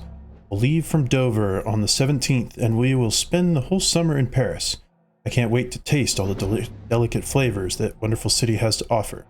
I can't wait to try them all with you. Music, food, theater, architecture, perfumes, fashion, and you. Oh, what a delight it will be. I already wrote to some of my good artist friends who will be as delighted as me to see you on stage in French theater. Edmund Rostand should be there. I know you like his work very much, and I count on him to introduce us to the magnificent Sarah Bernhardt. That would be my greatest achievement, be the greatest achievement of this journey. I can't wait to hold you again in my arms, my sweetest delight, and drink again the source of your divine talents. Yours, your devoted Cal...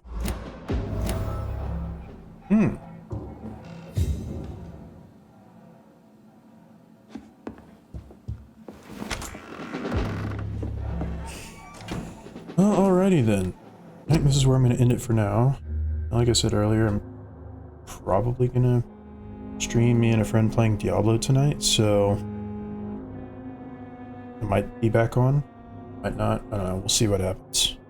Either way, tomorrow I may stream, I may not. I'm going to a medieval fair most of the day, so maybe just be tired from walking around and being out and whatnot, so shall see. In any case, I'm going to go ahead and sign off for right now, so have a good one.